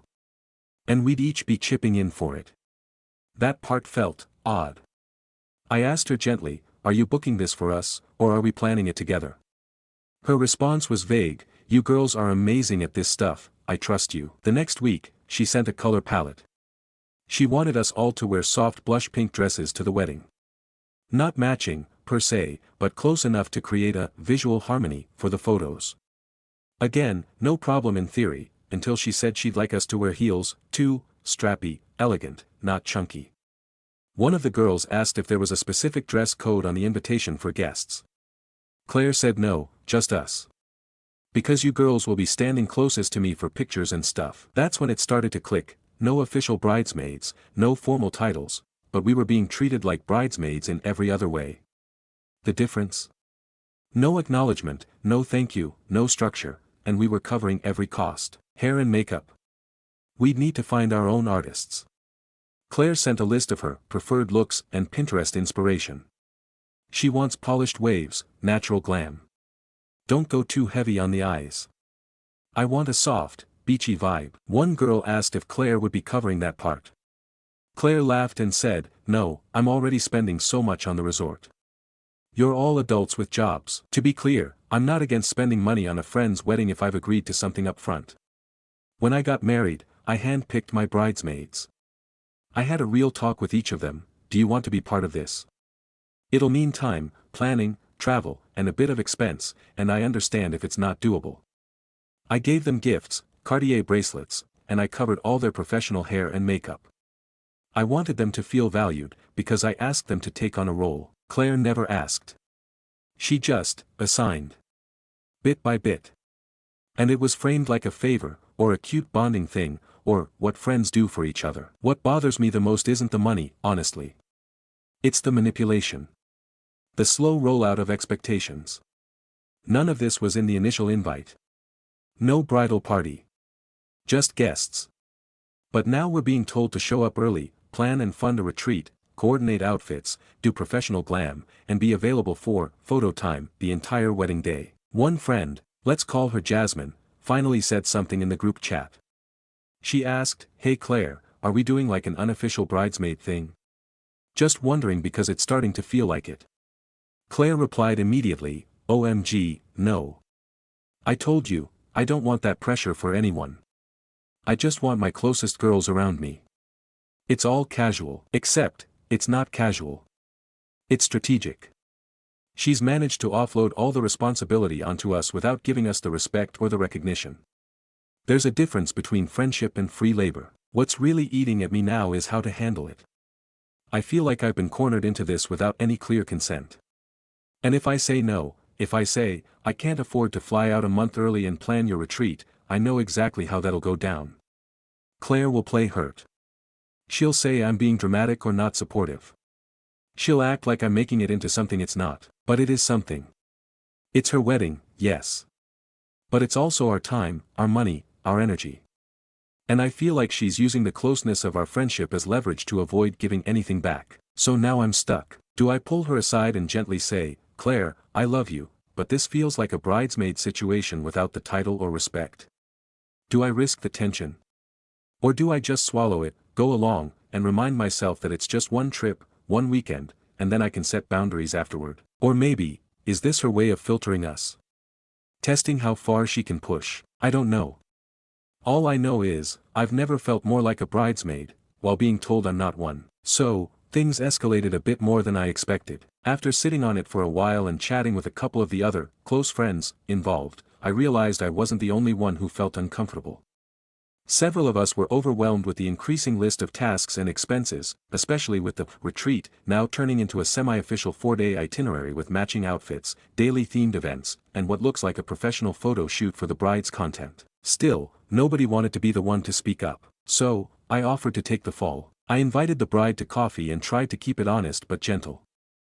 I told her I loved her and was excited for her big day, but I was feeling a bit blindsided by the expectations, especially since she insisted she didn't want bridesmaids. I reminded her of how I handled my own wedding and how I made it a point to honor people's time, money, and comfort. I said that while I want to support her, the current plan is feeling less like attending as a guest and more like taking on a full-time unpaid role I never agreed to. She didn't take it well. At first, she seemed surprised.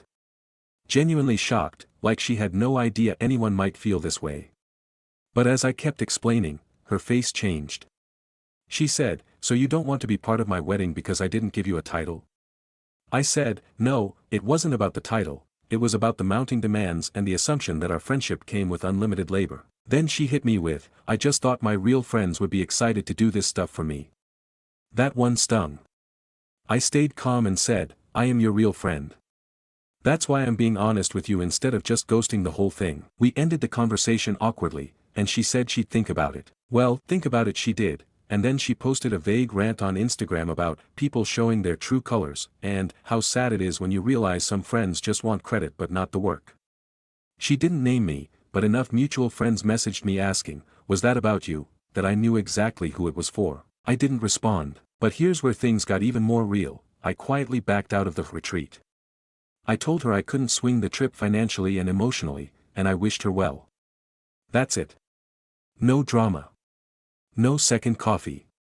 Just a clear, respectful boundary. Since then, I've been basically iced out. She hasn't officially uninvited me to the wedding, but I've heard through the grapevine that she's reconsidering her guest list and that some of the other friends are disappointed in how I let her down. It hurts. Not gonna lie. I really thought our friendship had more space for honesty and boundaries. I supported her through some rough stuff in the past, late night calls, breakups, even a medical scare. I always showed up. But somehow, this one honest conversation was the deal breaker. It's made me reflect a lot on how weddings can twist people into thinking friendship means servitude, or that disagreement means disloyalty. I'm grieving the friendship a little. But I also feel lighter. Because I know I was honest. I showed up until it started hurting me, and then I stepped back. That's growth. Even if it's painful. TLDR. Bride said she didn't want bridesmaids, but expected all the bridesmaid duties, matching dresses, expensive retreat, event planning, without the title or formal ask. I gently brought it up, and she accused me of not being a real friend. Now she's icing me out, possibly uninviting me, and painting me as the villain. I'm hurt but also at peace knowing I was honest and kind while protecting my own boundaries. Final update. I finally had the conversation. After weeks of tiptoeing around the issue, dodging awkward group chats, and trying to stay positive while watching the expectations pile up, I reached my breaking point. The final straw. A message from the bride saying she expected us all to chip in for matching spa robes and schedule a sunrise photo shoot during the bridal retreat. At this point, I was done pretending I was just a guest and not an unofficial bridesmaid in a destination wedding. So, I called her. Not text. Not voice notes. A proper call. I started by telling her how happy I was for her upcoming wedding and that I genuinely wanted to be there and celebrate her love. But I also said I was confused and a little overwhelmed. I reminded her that she said there would be no bridal party, yet she was asking us to do everything short of holding her veil. And pay for it all. She got quiet. Then defensive. She said things like, "You're my close friend, I thought you'd want to help," and "I didn't want to put pressure on anyone by officially naming bridesmaids." I told her I understood the intention, but the result was pressure. A lot of it. And it felt unfair. I explained how I had handled things with my own wedding and how I made sure expectations were clear and support was appreciated, not assumed. She didn't take it well at first. There was a long silence, and then she said she needed time to think. I respected that and ended the call kindly. A few days later, she messaged me. She apologized. Genuinely. She said she hadn't realized how much she was asking and that she thought by not making it official, it would be more relaxed and less pressure for us. But she admitted it had backfired.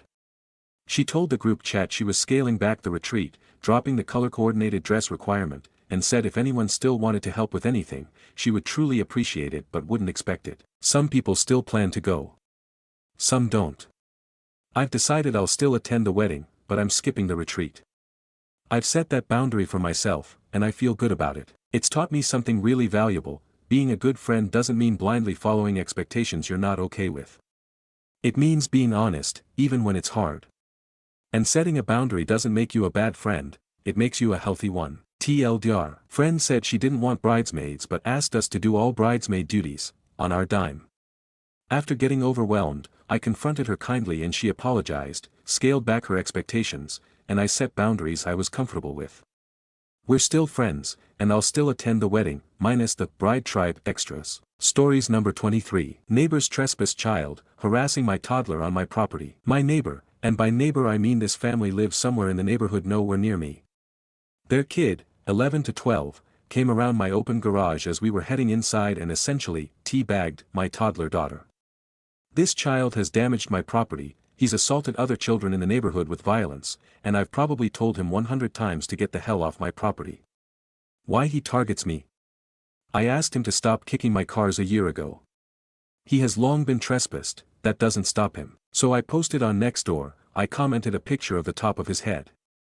If this is your kid we need to have a discussion, he sexually harassed my child.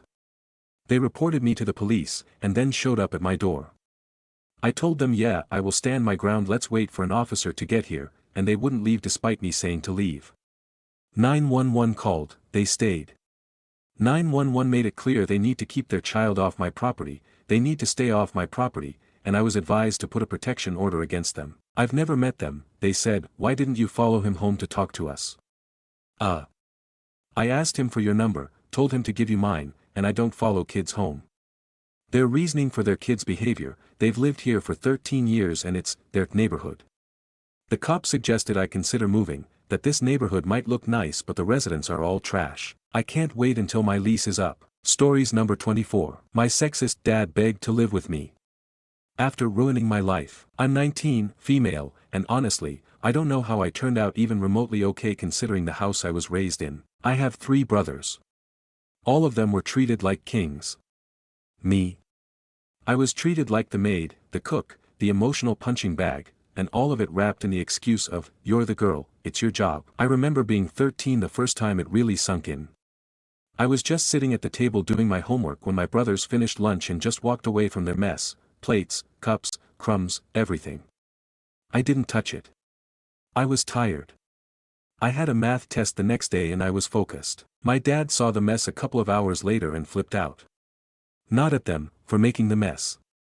But at me, for not cleaning it. I'll never forget his words, you're the girl, it's your job. That sentence got branded into my brain. From then on, I knew my place in that house. Or at least, the place they wanted me in. I was expected to clean, cook, stay quiet, obey, and never, ever question anything. Especially not him. Because, he was the man of the house, I wasn't allowed to do anything my brothers did. I couldn't go out with friends unless I begged, and even then, I was expected to come home early and help with dinner. My brothers? Free to do whatever. No chores, no curfew, no responsibility. Then when I was 16, I told him I liked girls. It wasn't a big sit-down moment. He overheard me talking on the phone to a friend. I was crushing on someone at school. A girl. And that man, he lost his damn mind. He screamed for hours. Told me I was confused. Broken. Said no woman could survive in the world without a man. That I'd be alone forever.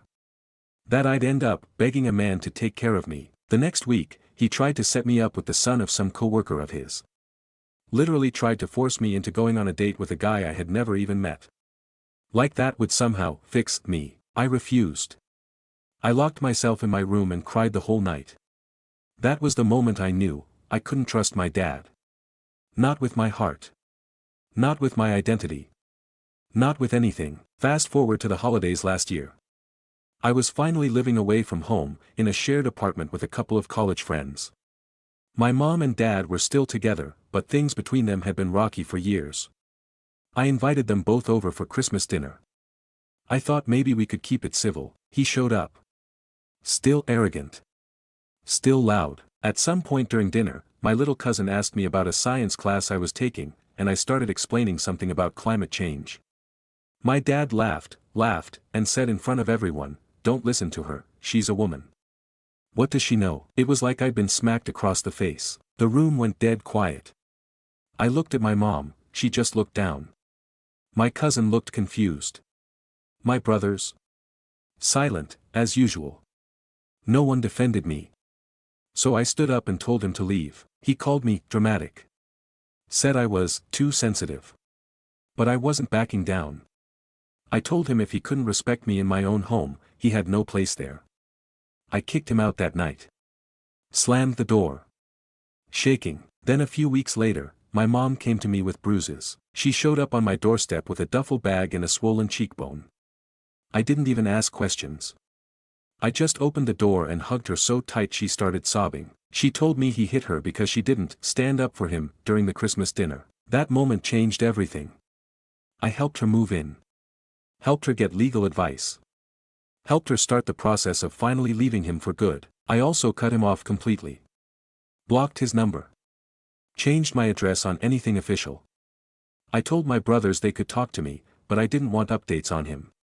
I was done. Now, nearly a year later, I'm getting messages again. Not directly from him, he's still blocked, but from my brothers, from extended family. Telling me he lost his job. Apparently, his new manager was a woman. And shocker, he couldn't handle taking orders from her. He made a scene. Got written up. Then fired. Now he's burned through most of his savings and is looking for a place to stay. And guess who he's desperate to reach? Me. He told my oldest brother he wants to reconnect with his daughter, and that I should do the right thing and help him out. That family takes care of each other. Let me pause right there. Family. He used that word. Where was that energy when I was 13 and crying because I didn't want to wash my brother's dirty socks? Where was that when he told me I'd never be worth anything without a man? Where was that when he hit my mother because she didn't stand up for his ego? Now he's broke, bitter, and out of options. And suddenly I matter. I told my brother to tell him, no, that he's not welcome in my life. That I will never live under the same roof as a man who emotionally abused me, who traumatized my mother, who ridiculed me at every turn. I don't care if we share DNA. That man is not my family. Not anymore. So yeah, I said no, and when word got back to him, he lost it. Called me ungrateful. A disappointment. Even called me selfish, like that was supposed to sting coming from him. So I blocked the number he used.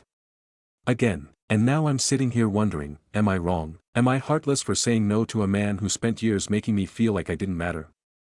Am I wrong for protecting the peace I've finally built? For choosing to support the mother who protected me when he didn't? Because part of me feels guilty, and I hate that. I hate that after everything he's done, I still feel this little flicker of doubt.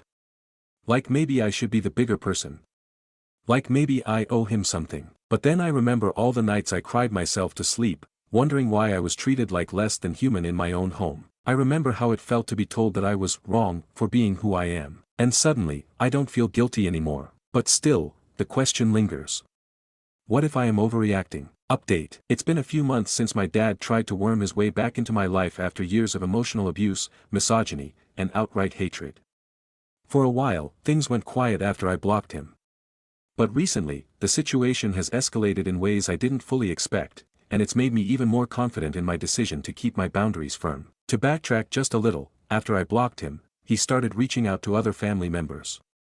My older brother, who used to be very dismissive of my complaints about Dad, actually called me up, furious. But not at me, at Dad.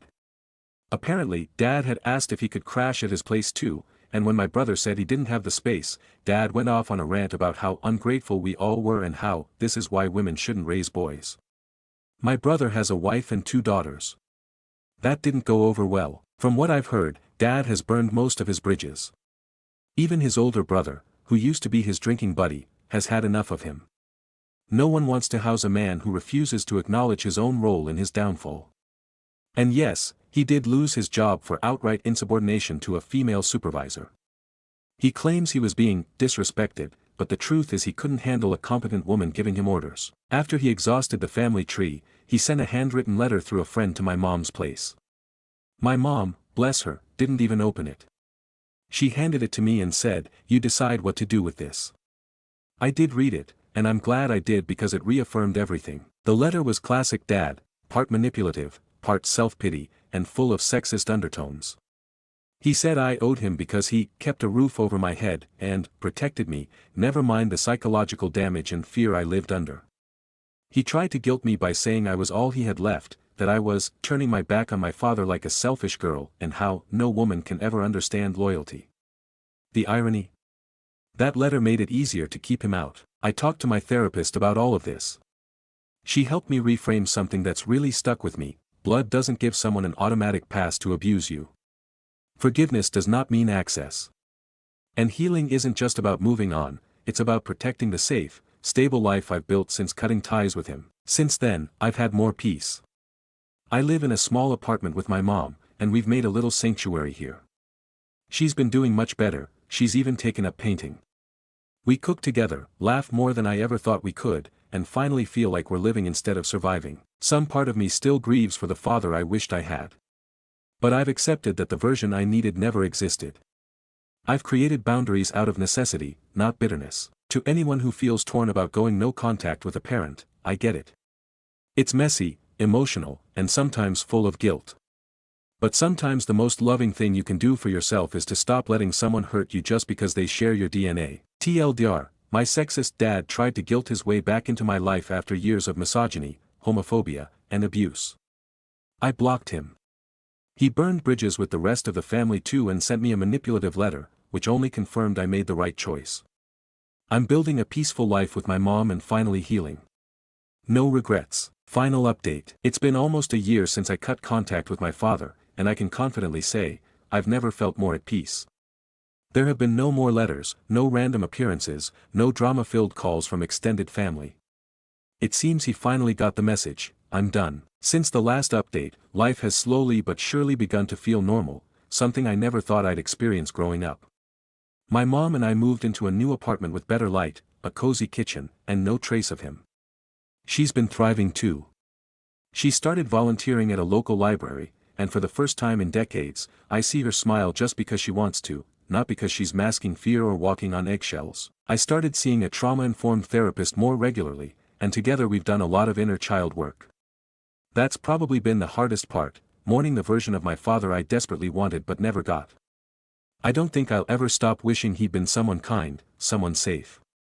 But I've stopped trying to fix what was never mine to fix. He chose who he wanted to be. And I've finally chosen me. I also got a new job, one where I feel respected and valued. I don't jump when I hear someone raise their voice anymore. I sleep better. I eat better. I've stopped shrinking myself to keep the peace. It's like I've stepped into my own skin fully for the first time. To anyone still trying to survive a toxic parent, I want you to know there's a life after the chaos. It's quieter, softer, and so much more beautiful than you can imagine right now.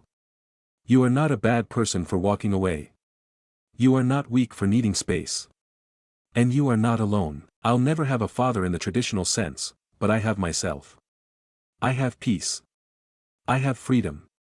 And that's more than enough. Thank you to everyone who supported me along the way, whether it was through kind comments, shared stories, or just silent solidarity. You helped me feel seen when I felt invisible. This is the last update, because this chapter is closed. And I'm finally living the next one, on my own terms. Stories number 25. Aita for refusing to give my sister-in-law more money after she kept asking and got mad when I said no. So, this has been building for a while.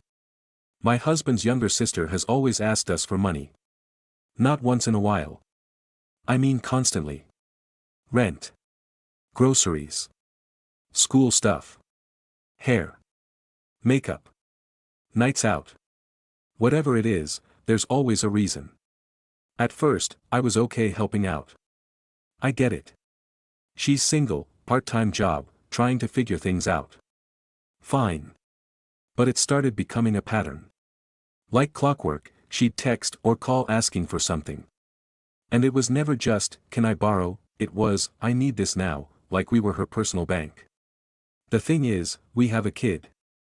We're not rich. We budget. We skip stuff. I coupon like crazy. We're doing the best we can. So yeah, sometimes I say no. I've started saying it more often, actually. Especially when it's stuff that feels optional. Like new shoes she doesn't need or a weekend trip with friends. This week, she called me while I was literally trying to put my son down for a nap. I let it go to voicemail. She called again. Then texted. I finally pick up and she goes, I need $5,000 by tonight, I'm short on rent. No, hi, no, can I please, nothing.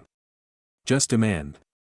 I told her, calm but firm, sorry, I really can't.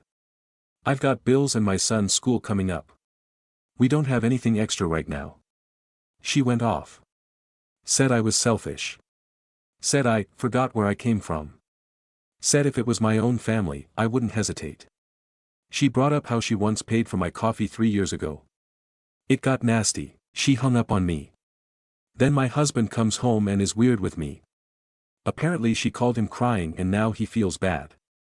He didn't say I was wrong, but he did that quiet guilt trip thing like, she just doesn't have anyone else, and she's struggling more than we are. And now I'm the bad guy. Again. But I don't think I did anything wrong. I have my own kid to think about. I'm already stretched thin. Why is it my job to always cover her? So yeah.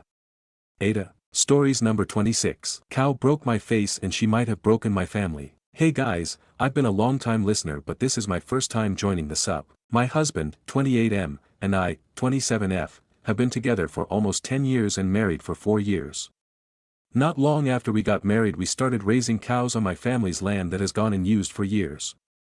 We don't pay rent, but we maintain the equipment, own all the cows, always ask for permission when doing things, and have invested our own money into improving the property. This past Memorial Day, the first cow we ever bought, 10F, the one who started it all, tried to kill me when tagging her calf. It was completely out of character for her, she was fine 1 minute, and the next she was on top of me. I was lucky to escape with a broken jaw, broken nose, a concussion, and scrapes and bruises on my legs. My poor sister and husband had to watch but without them I probably wouldn't be alive. For some context, my family was incredibly close. In the past we have had issues with them being overly controlling / codependent and my husband was the one who finally gave me the strength to set clear boundaries with them. While I love him very much, he also does have a tendency to stick his foot in his mouth. He isn't being mean, but sometimes he says things to be kidding or even helpful, but they just come out the wrong way. In our own lives we have an agreement that if either one says something to hurt the other, we always say so in the moment and work through it. My family does not do that. I learned to bottle things up, hold it in, until the smallest thing causes a massive blowout and everyone is mad. I think you can see where this is going. After we got back from the ER, my husband went to visit my parents to update them on my condition and hopefully make them feel better.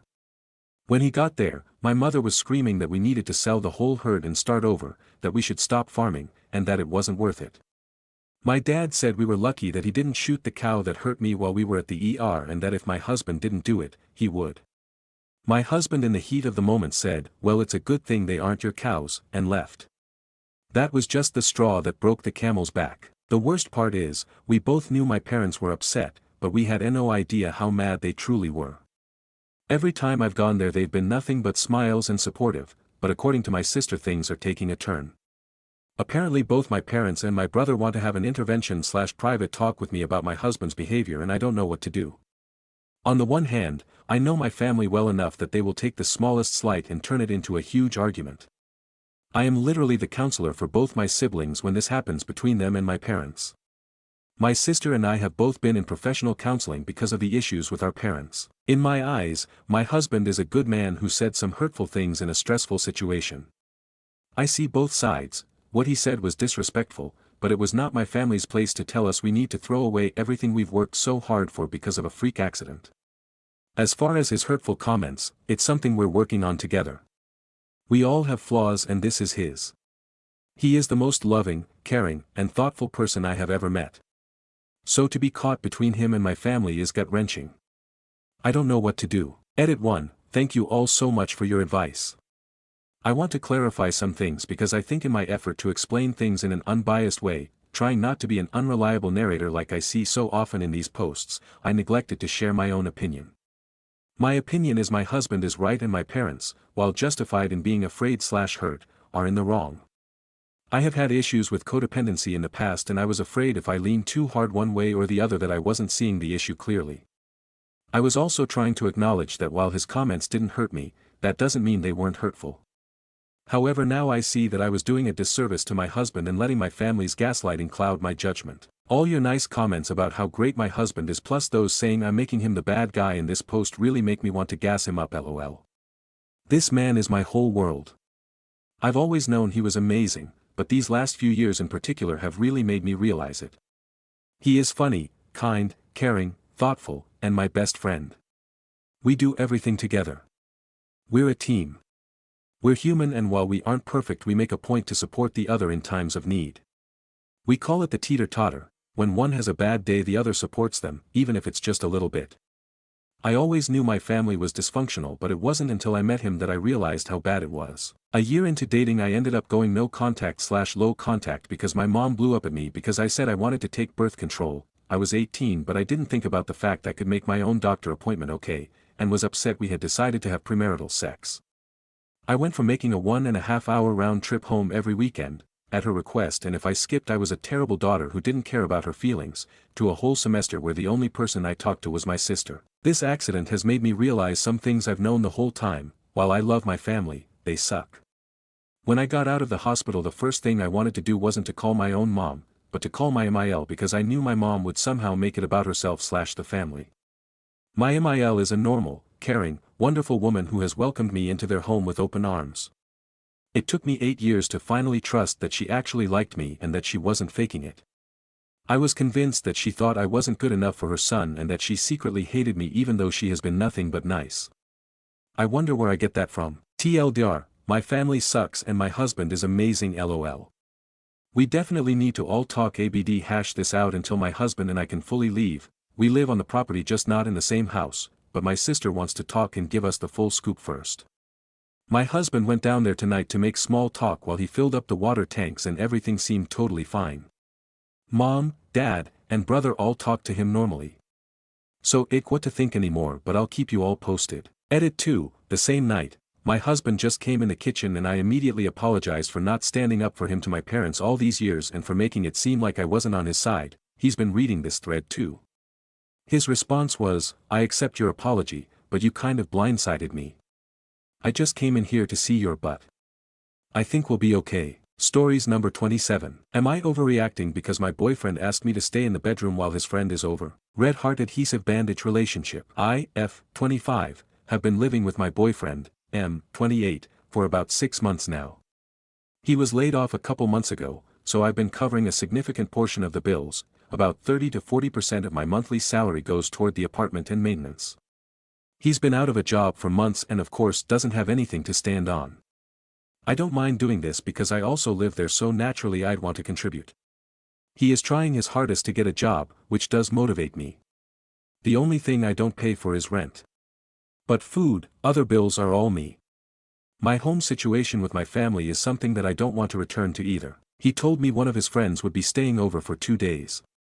Normally, I'd head back home or book a hotel to give them space. They're not gay. I'm also uncomfortable with meeting new people, and he knows that, but this visit falls during the week, and I've got work. So I said I'd stay out of the way and mostly keep to the bedroom, which is what we usually do when guests visit.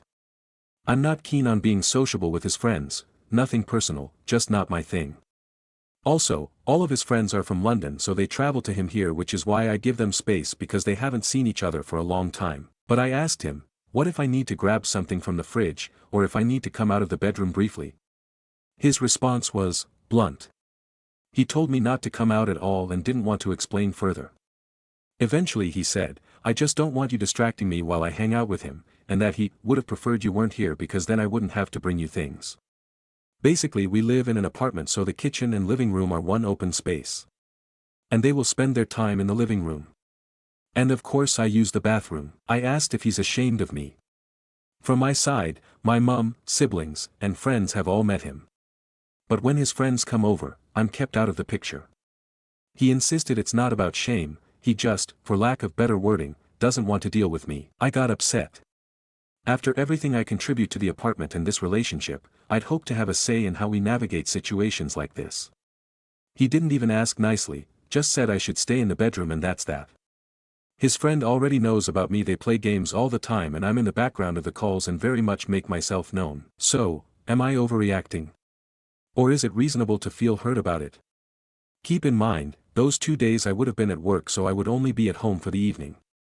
So he wouldn't even have to deal with me. Now I feel bad for even asking him to fetch me something that I need because I feel like an inconvenience. Edit, I have tried to leave once before but he wasn't having it. I was upset, tried to grab my things, couldn't grab them because he kept snatching it off me, so I gave up. Edit, please stop saying this is fake, I genuinely need to understand that I'm not going crazy.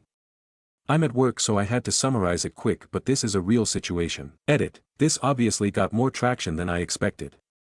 I am with him for a lot of reasons. He is a very loving partner, and while he is unemployed he plays his part in other ways, cleaning and cooking. He appreciates me and the things I do for him, and him living off me is something that he detests, and I can tell he does not want that. The conversation about that was most likely based on me being a socially awkward person. I'm the one who avoids people, but I'm not a hermit, so I was just confused as to why he didn't want me to leave, which angered and upset me. I do look foolish from this post, but he has these moments where I just can't tell if my feelings are justified. Stories number 28. Aita for not encouraging my kids to visit their grandparents. Aita, I hope this doesn't end up too long, but Aita for not encouraging my kids to visit their grandparents on their dad's side.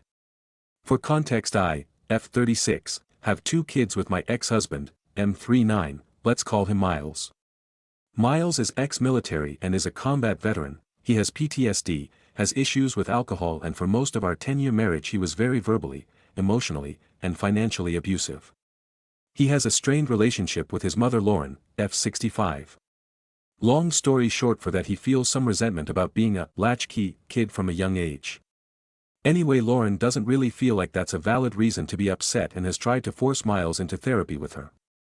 Miles has refused, and in turn Lauren has cut off all contact and even taken him out of her will. Lauren has now turned to me after not seeing the children all of last year, with the exception of an hour at Christmas, to finally see the kids. She has had my number, knows where I live, and lives less than 2 hours away, so I'm not sure why it's taken this long.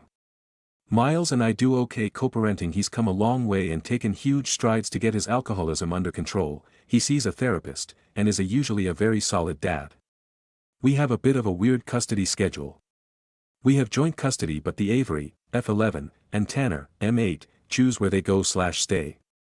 If they want to stay the night at dad's they can, as they have rooms at both houses, but they usually choose to sleep at my place. They see their dad and tend to stay with him while I'm working, which during summer is 8 hours a day 5 days a week. The goal was to allow them as much time with both parents as possible. So when Lauren called me to schedule some summer visit time, I told her I would do what Miles and I do normally, ask the kids. Both Avery and Tanner said no, they didn't want to visit. The conversation was like this: me, Sue, Grandma Lauren called. Avery, okay. What did she want? Side-eye me, she wanted to see if you guys wanted to visit, maybe go to that sorta local theme park. Avery, yeah no thanks. Tanner, will there be snacks? Avery, if he's going I guess I'll go, I can't leave him alone with grandma. She made him pick up dog poop last time we were there. Tanner, shifty eyes oh, that's right. Nah I'm okay, can I curse? Me, just this once. Tanner, I don't want to be around any drunky ass person, people. About a month later for my son's 8th birthday she texted my phone, happy birthday Tanner, I hope to see you soon. I didn't text Lauren back about the kids visiting. Aita. Should I try to encourage them? Should I text her and let her know they don't want to? I don't want to hurt anyone's feelings, but am determined to protect these kiddos from more toxic people that really don't add much to their lives. The in-depth horror stories of the kids visiting are broken down into certain incidents. The dog poop incident, Lauren took then 5-year-old Tanner around the yard to point out piles of poop for him to pick up. First Lauren swore this didn't happen, then admitted it happened but she didn't make him pick it up, she was showing him how to pick it up. Both kids say this happened and she made him do it. The dog in question belongs to Lauren's husband. The cot incident, the kids were trying to sleep one night at a stay-over visit with Lauren and while being young kids they were giggling and laughing 30-ish minutes past their bedtime. Lauren pulled my Tanner's things out into the hallway and was going to make him sleep on the floor. After much crying and negotiating she allowed him back in the bedroom to sleep. The Christmas incident, Lauren, her husband and a cousin came and rented a room in our small town the weekend before Christmas. She asked to see the kids, I said sure and dropped off 11-year-old Avery. She was going to eat dinner with Lauren and family in the adjoining restaurant and Tanner would be joining later. Per Avery when she went into the hotel room they had an empty bottle of scotch on the nightstand. Avery is very aware of the alcohol issue from seeing how her dad was. Lauren and her husband I personally believe are also alcoholics and have trouble admitting that to themselves. Avery said when they sat down to dinner Tuesday first thing Lauren asked the waiter was for the drink menu. Again Avery took note of this because the plan was for Lauren to pick Tanner up after dinner. Avery with her quick thinking said, oh grandma I think mom wanted to drop off Tanner, maybe call and let her know we're eating and she should come soon. Tanner ended up needing to go to the doctor Christmas winter sickies. But that also doesn't sit right with me that she was willing to drink then drive to pick up my children. That's literally the most precious cargo you could have. That's most of the stories. So, Aita, update, Aita for not encouraging my kids to see their grandparents, got a small update for anyone interested. I waited a couple days because honestly I felt like Grandma Lauren would either be super pissed and call me to play the victim and plead her case or text me non-stop that she's crying, the emotional manipulation at its finest. I sent her a long text. Hey Lauren, so as honest as possible both kids said they didn't really want to visit with you and your husband. It breaks my heart but I don't think you were even aware of the amount of pain and trauma your own actions have had on the kids. They are hyper-aware of alcohol usage and it's been expressed by myself to you on so many occasions prior that I didn't want alcohol around the kids. Avery has never lied to me, she actually comes to me when things are bothering her. So for her to tell me not only were you guys drinking but also willing to pick up Tanner in that state is not and will never be okay with me. There's so many ways my kids have been treated that I know for a fact where your other grandkids in the same position would have gone differently. At this time they are choosing to not be around. I will not force them and I certainly wouldn't feel right sending them into a situation where they feel anxious and in danger. Thanks for understanding, I hope you have a wonderful rest of your summer. Lauren never responded. I had a long talk with Avery last night, I'm so proud of the little lady she's becoming. She just solidified she doesn't like how Tanner is treated there and that she feels like there's a huge difference in how she is treated, how Tanner is treated and even how her step-grandpa's bio-grandkids are treated. TBHIDK what his deal is but the whole thing is sad. I do appreciate all the opinions and advice. I think I still deal with a lot of guilt that I didn't protect the kids, especially Avery enough when her dad was at the height of his alcohol abuse. So the validation that I'm not overreacting was awesome. Thanks comforters, appreciate you. Stories number 29. I bagged my high school crush 10 years later. Funny. So, there is this girl I went to high school with and pretty much always had a crush on since I was 15. Had one class with her, but never really interacted with her or tried to pursue her. At some point towards the end of high school we became mutuals on social media. Again not much came of it besides trading a like or two. Fast forward many years and I am fresh out of a long-term relationship of 4+ years. I started going out to the local bars and nightclubs pretty often to have fun, maybe meet some new people. Now, one of these many nights I see this girl that I'll call V to keep it anonymous lol. So, I had not saw V in person in at least 7 years. Man was I surprised at how good she looked. She was a smoke show. I immediately turn over to my friend to debrief him on the situation. He is familiar with V as they had mutual friends in high school. I was so caught off guard I couldn't muster up the courage to hit V up at the bar. So we continue the night and walk down to a nightclub a block down and keep partying the night away. Next thing I know V is walking into the club with her friends. I told my friend I have got to hit her up, now is my chance. So I approached her. Told her we graduated the same class from our high school. Blah blah blah, made some small talk, asked about her night so far. Complimented her and she complimented me back. I was definitely intoxicated but not sloppy or anything. The quick conversation goes well and I ask for her number. She hesitated for a second, which felt like an eternity, but she did give it to me. I figured giving your number out as a woman nowadays is sketchy, I guess. Most chicks just give their socials, but we are already follow each other, winky face. We said bye and whatnot and kept on with the night. I was content with how it went and stayed at the club for a while without talking with her again. Ended up having a few more drinks and Ubering back home shortly after that. Now that I had her number I started to overthink everything a bit. In my head V was a really good prospect. Pretty much my type 100%, educated, beautiful smile, and a good career. I was kind of dating around again to get back in the scene at the time. Not really taking things too serious with anyone, so, I never ended up texting her to reconnect. After some months went by I thought that it would be weird to text her now after so much time passed since getting her number. Fast forward to now present day, 7 months later, and am back out at the same bar. The first thing that catches my eye as I walk in is V. There she is again with a small group of her girlfriends. For context, it's a pretty small bar so it's easy to spot out anybody. I immediately got nervous and my friend is like, dude come on, you have to go say hi at least. At that point I am a little cross-faded and in my head again. I pushed it off and off for maybe 2 hours. I'm almost positive she sees me in there because my friend kept saying, bro, she is looking over here. I went outside for a smoke at the bar patio and eventually I see her leave the bar. At least I thought that. I was convinced I fumbled my redemption round this time. My friend is looking at me like, bro, lock TF in. I figured V was heading to the nearby club for the rest of the night and I didn't plan on staying out much longer. I finish my drink and tell my friend let's just call it a night and Uber back home. I shit you not, as we are leaving the bar we see V getting back in line at the same bar she just left. I look to my friend like, bro, this is a double or nothing situation. I can't go home without this redemption. Finally, after about 5 minutes of hyping myself up I go hit her up.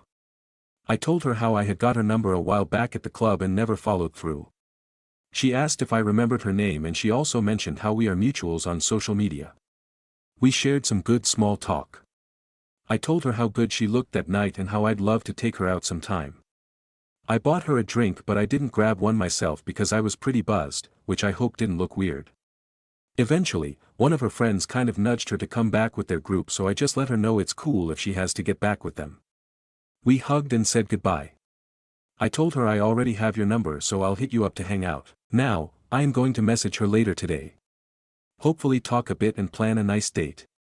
That's my very long story of how I bagged my high school crush 10 years later. Update, she replied to my text and we agreed to grab dinner next Saturday. Looking around for a good date spot. Wish me luck, fellow Redditors. Why 400k plus of you had to hear my odd story? It wasn't supposed to get this big, I just had to air out the situation. Stories number 30. I caught my sister's husband cheating with my bridesmaid and I haven't told her. I don't know how to carry this anymore. I need to get it off my chest because it's eating me alive. A few months ago, I was finalizing plans for my wedding. One of my bridesmaids, someone I considered a close friend, had been acting strange. My sister, who's married with 2 kids, was my maid of honor. She's been my rock, and we're very close. Her husband. Never liked him. Always thought he was kind of slimy, but I never had proof until recently. One night, we had a small get-together with some of my bridal party. Drinks, music, nothing crazy. My sister wasn't there, she had to stay home with the kids. Later that night, I walked in on my bridesmaid and my sister's husband making out in my guest bathroom. I froze. They didn't see me. I didn't say anything. I just turned and left. I haven't told anyone. Not even my fiancé. I feel sick keeping it to myself, especially from my sister, but I also don't want to be the person who blows up her marriage and family. I keep thinking maybe it was just a drunken mistake, maybe it didn't go further. But then again, maybe it did. And if it's happened once, has it happened before? She's a great mom. She doesn't deserve this. I keep picturing her face when I imagine telling her. The devastation. The fallout. And yet, I know that not telling her might be worse. I'm not even sure if I should confront him first. The worst part? That bridesmaid still acts like nothing happened. She texts me like we're all good, and every time I see her name, I get nauseous. I ended up uninviting her from the wedding and told her we drifted apart. I couldn't stomach having her stand beside me on my big day. I don't know what to do. But I know this secret is slowly destroying me. And I hate that I'm now part of something that could ruin my sister's life. Thank you Reddit for letting me get this off my chest. Mo stayed with kids at daycare is just too expensive and that was her choice. This wasn't the actual bridal party. This was just kind of an after everything get together.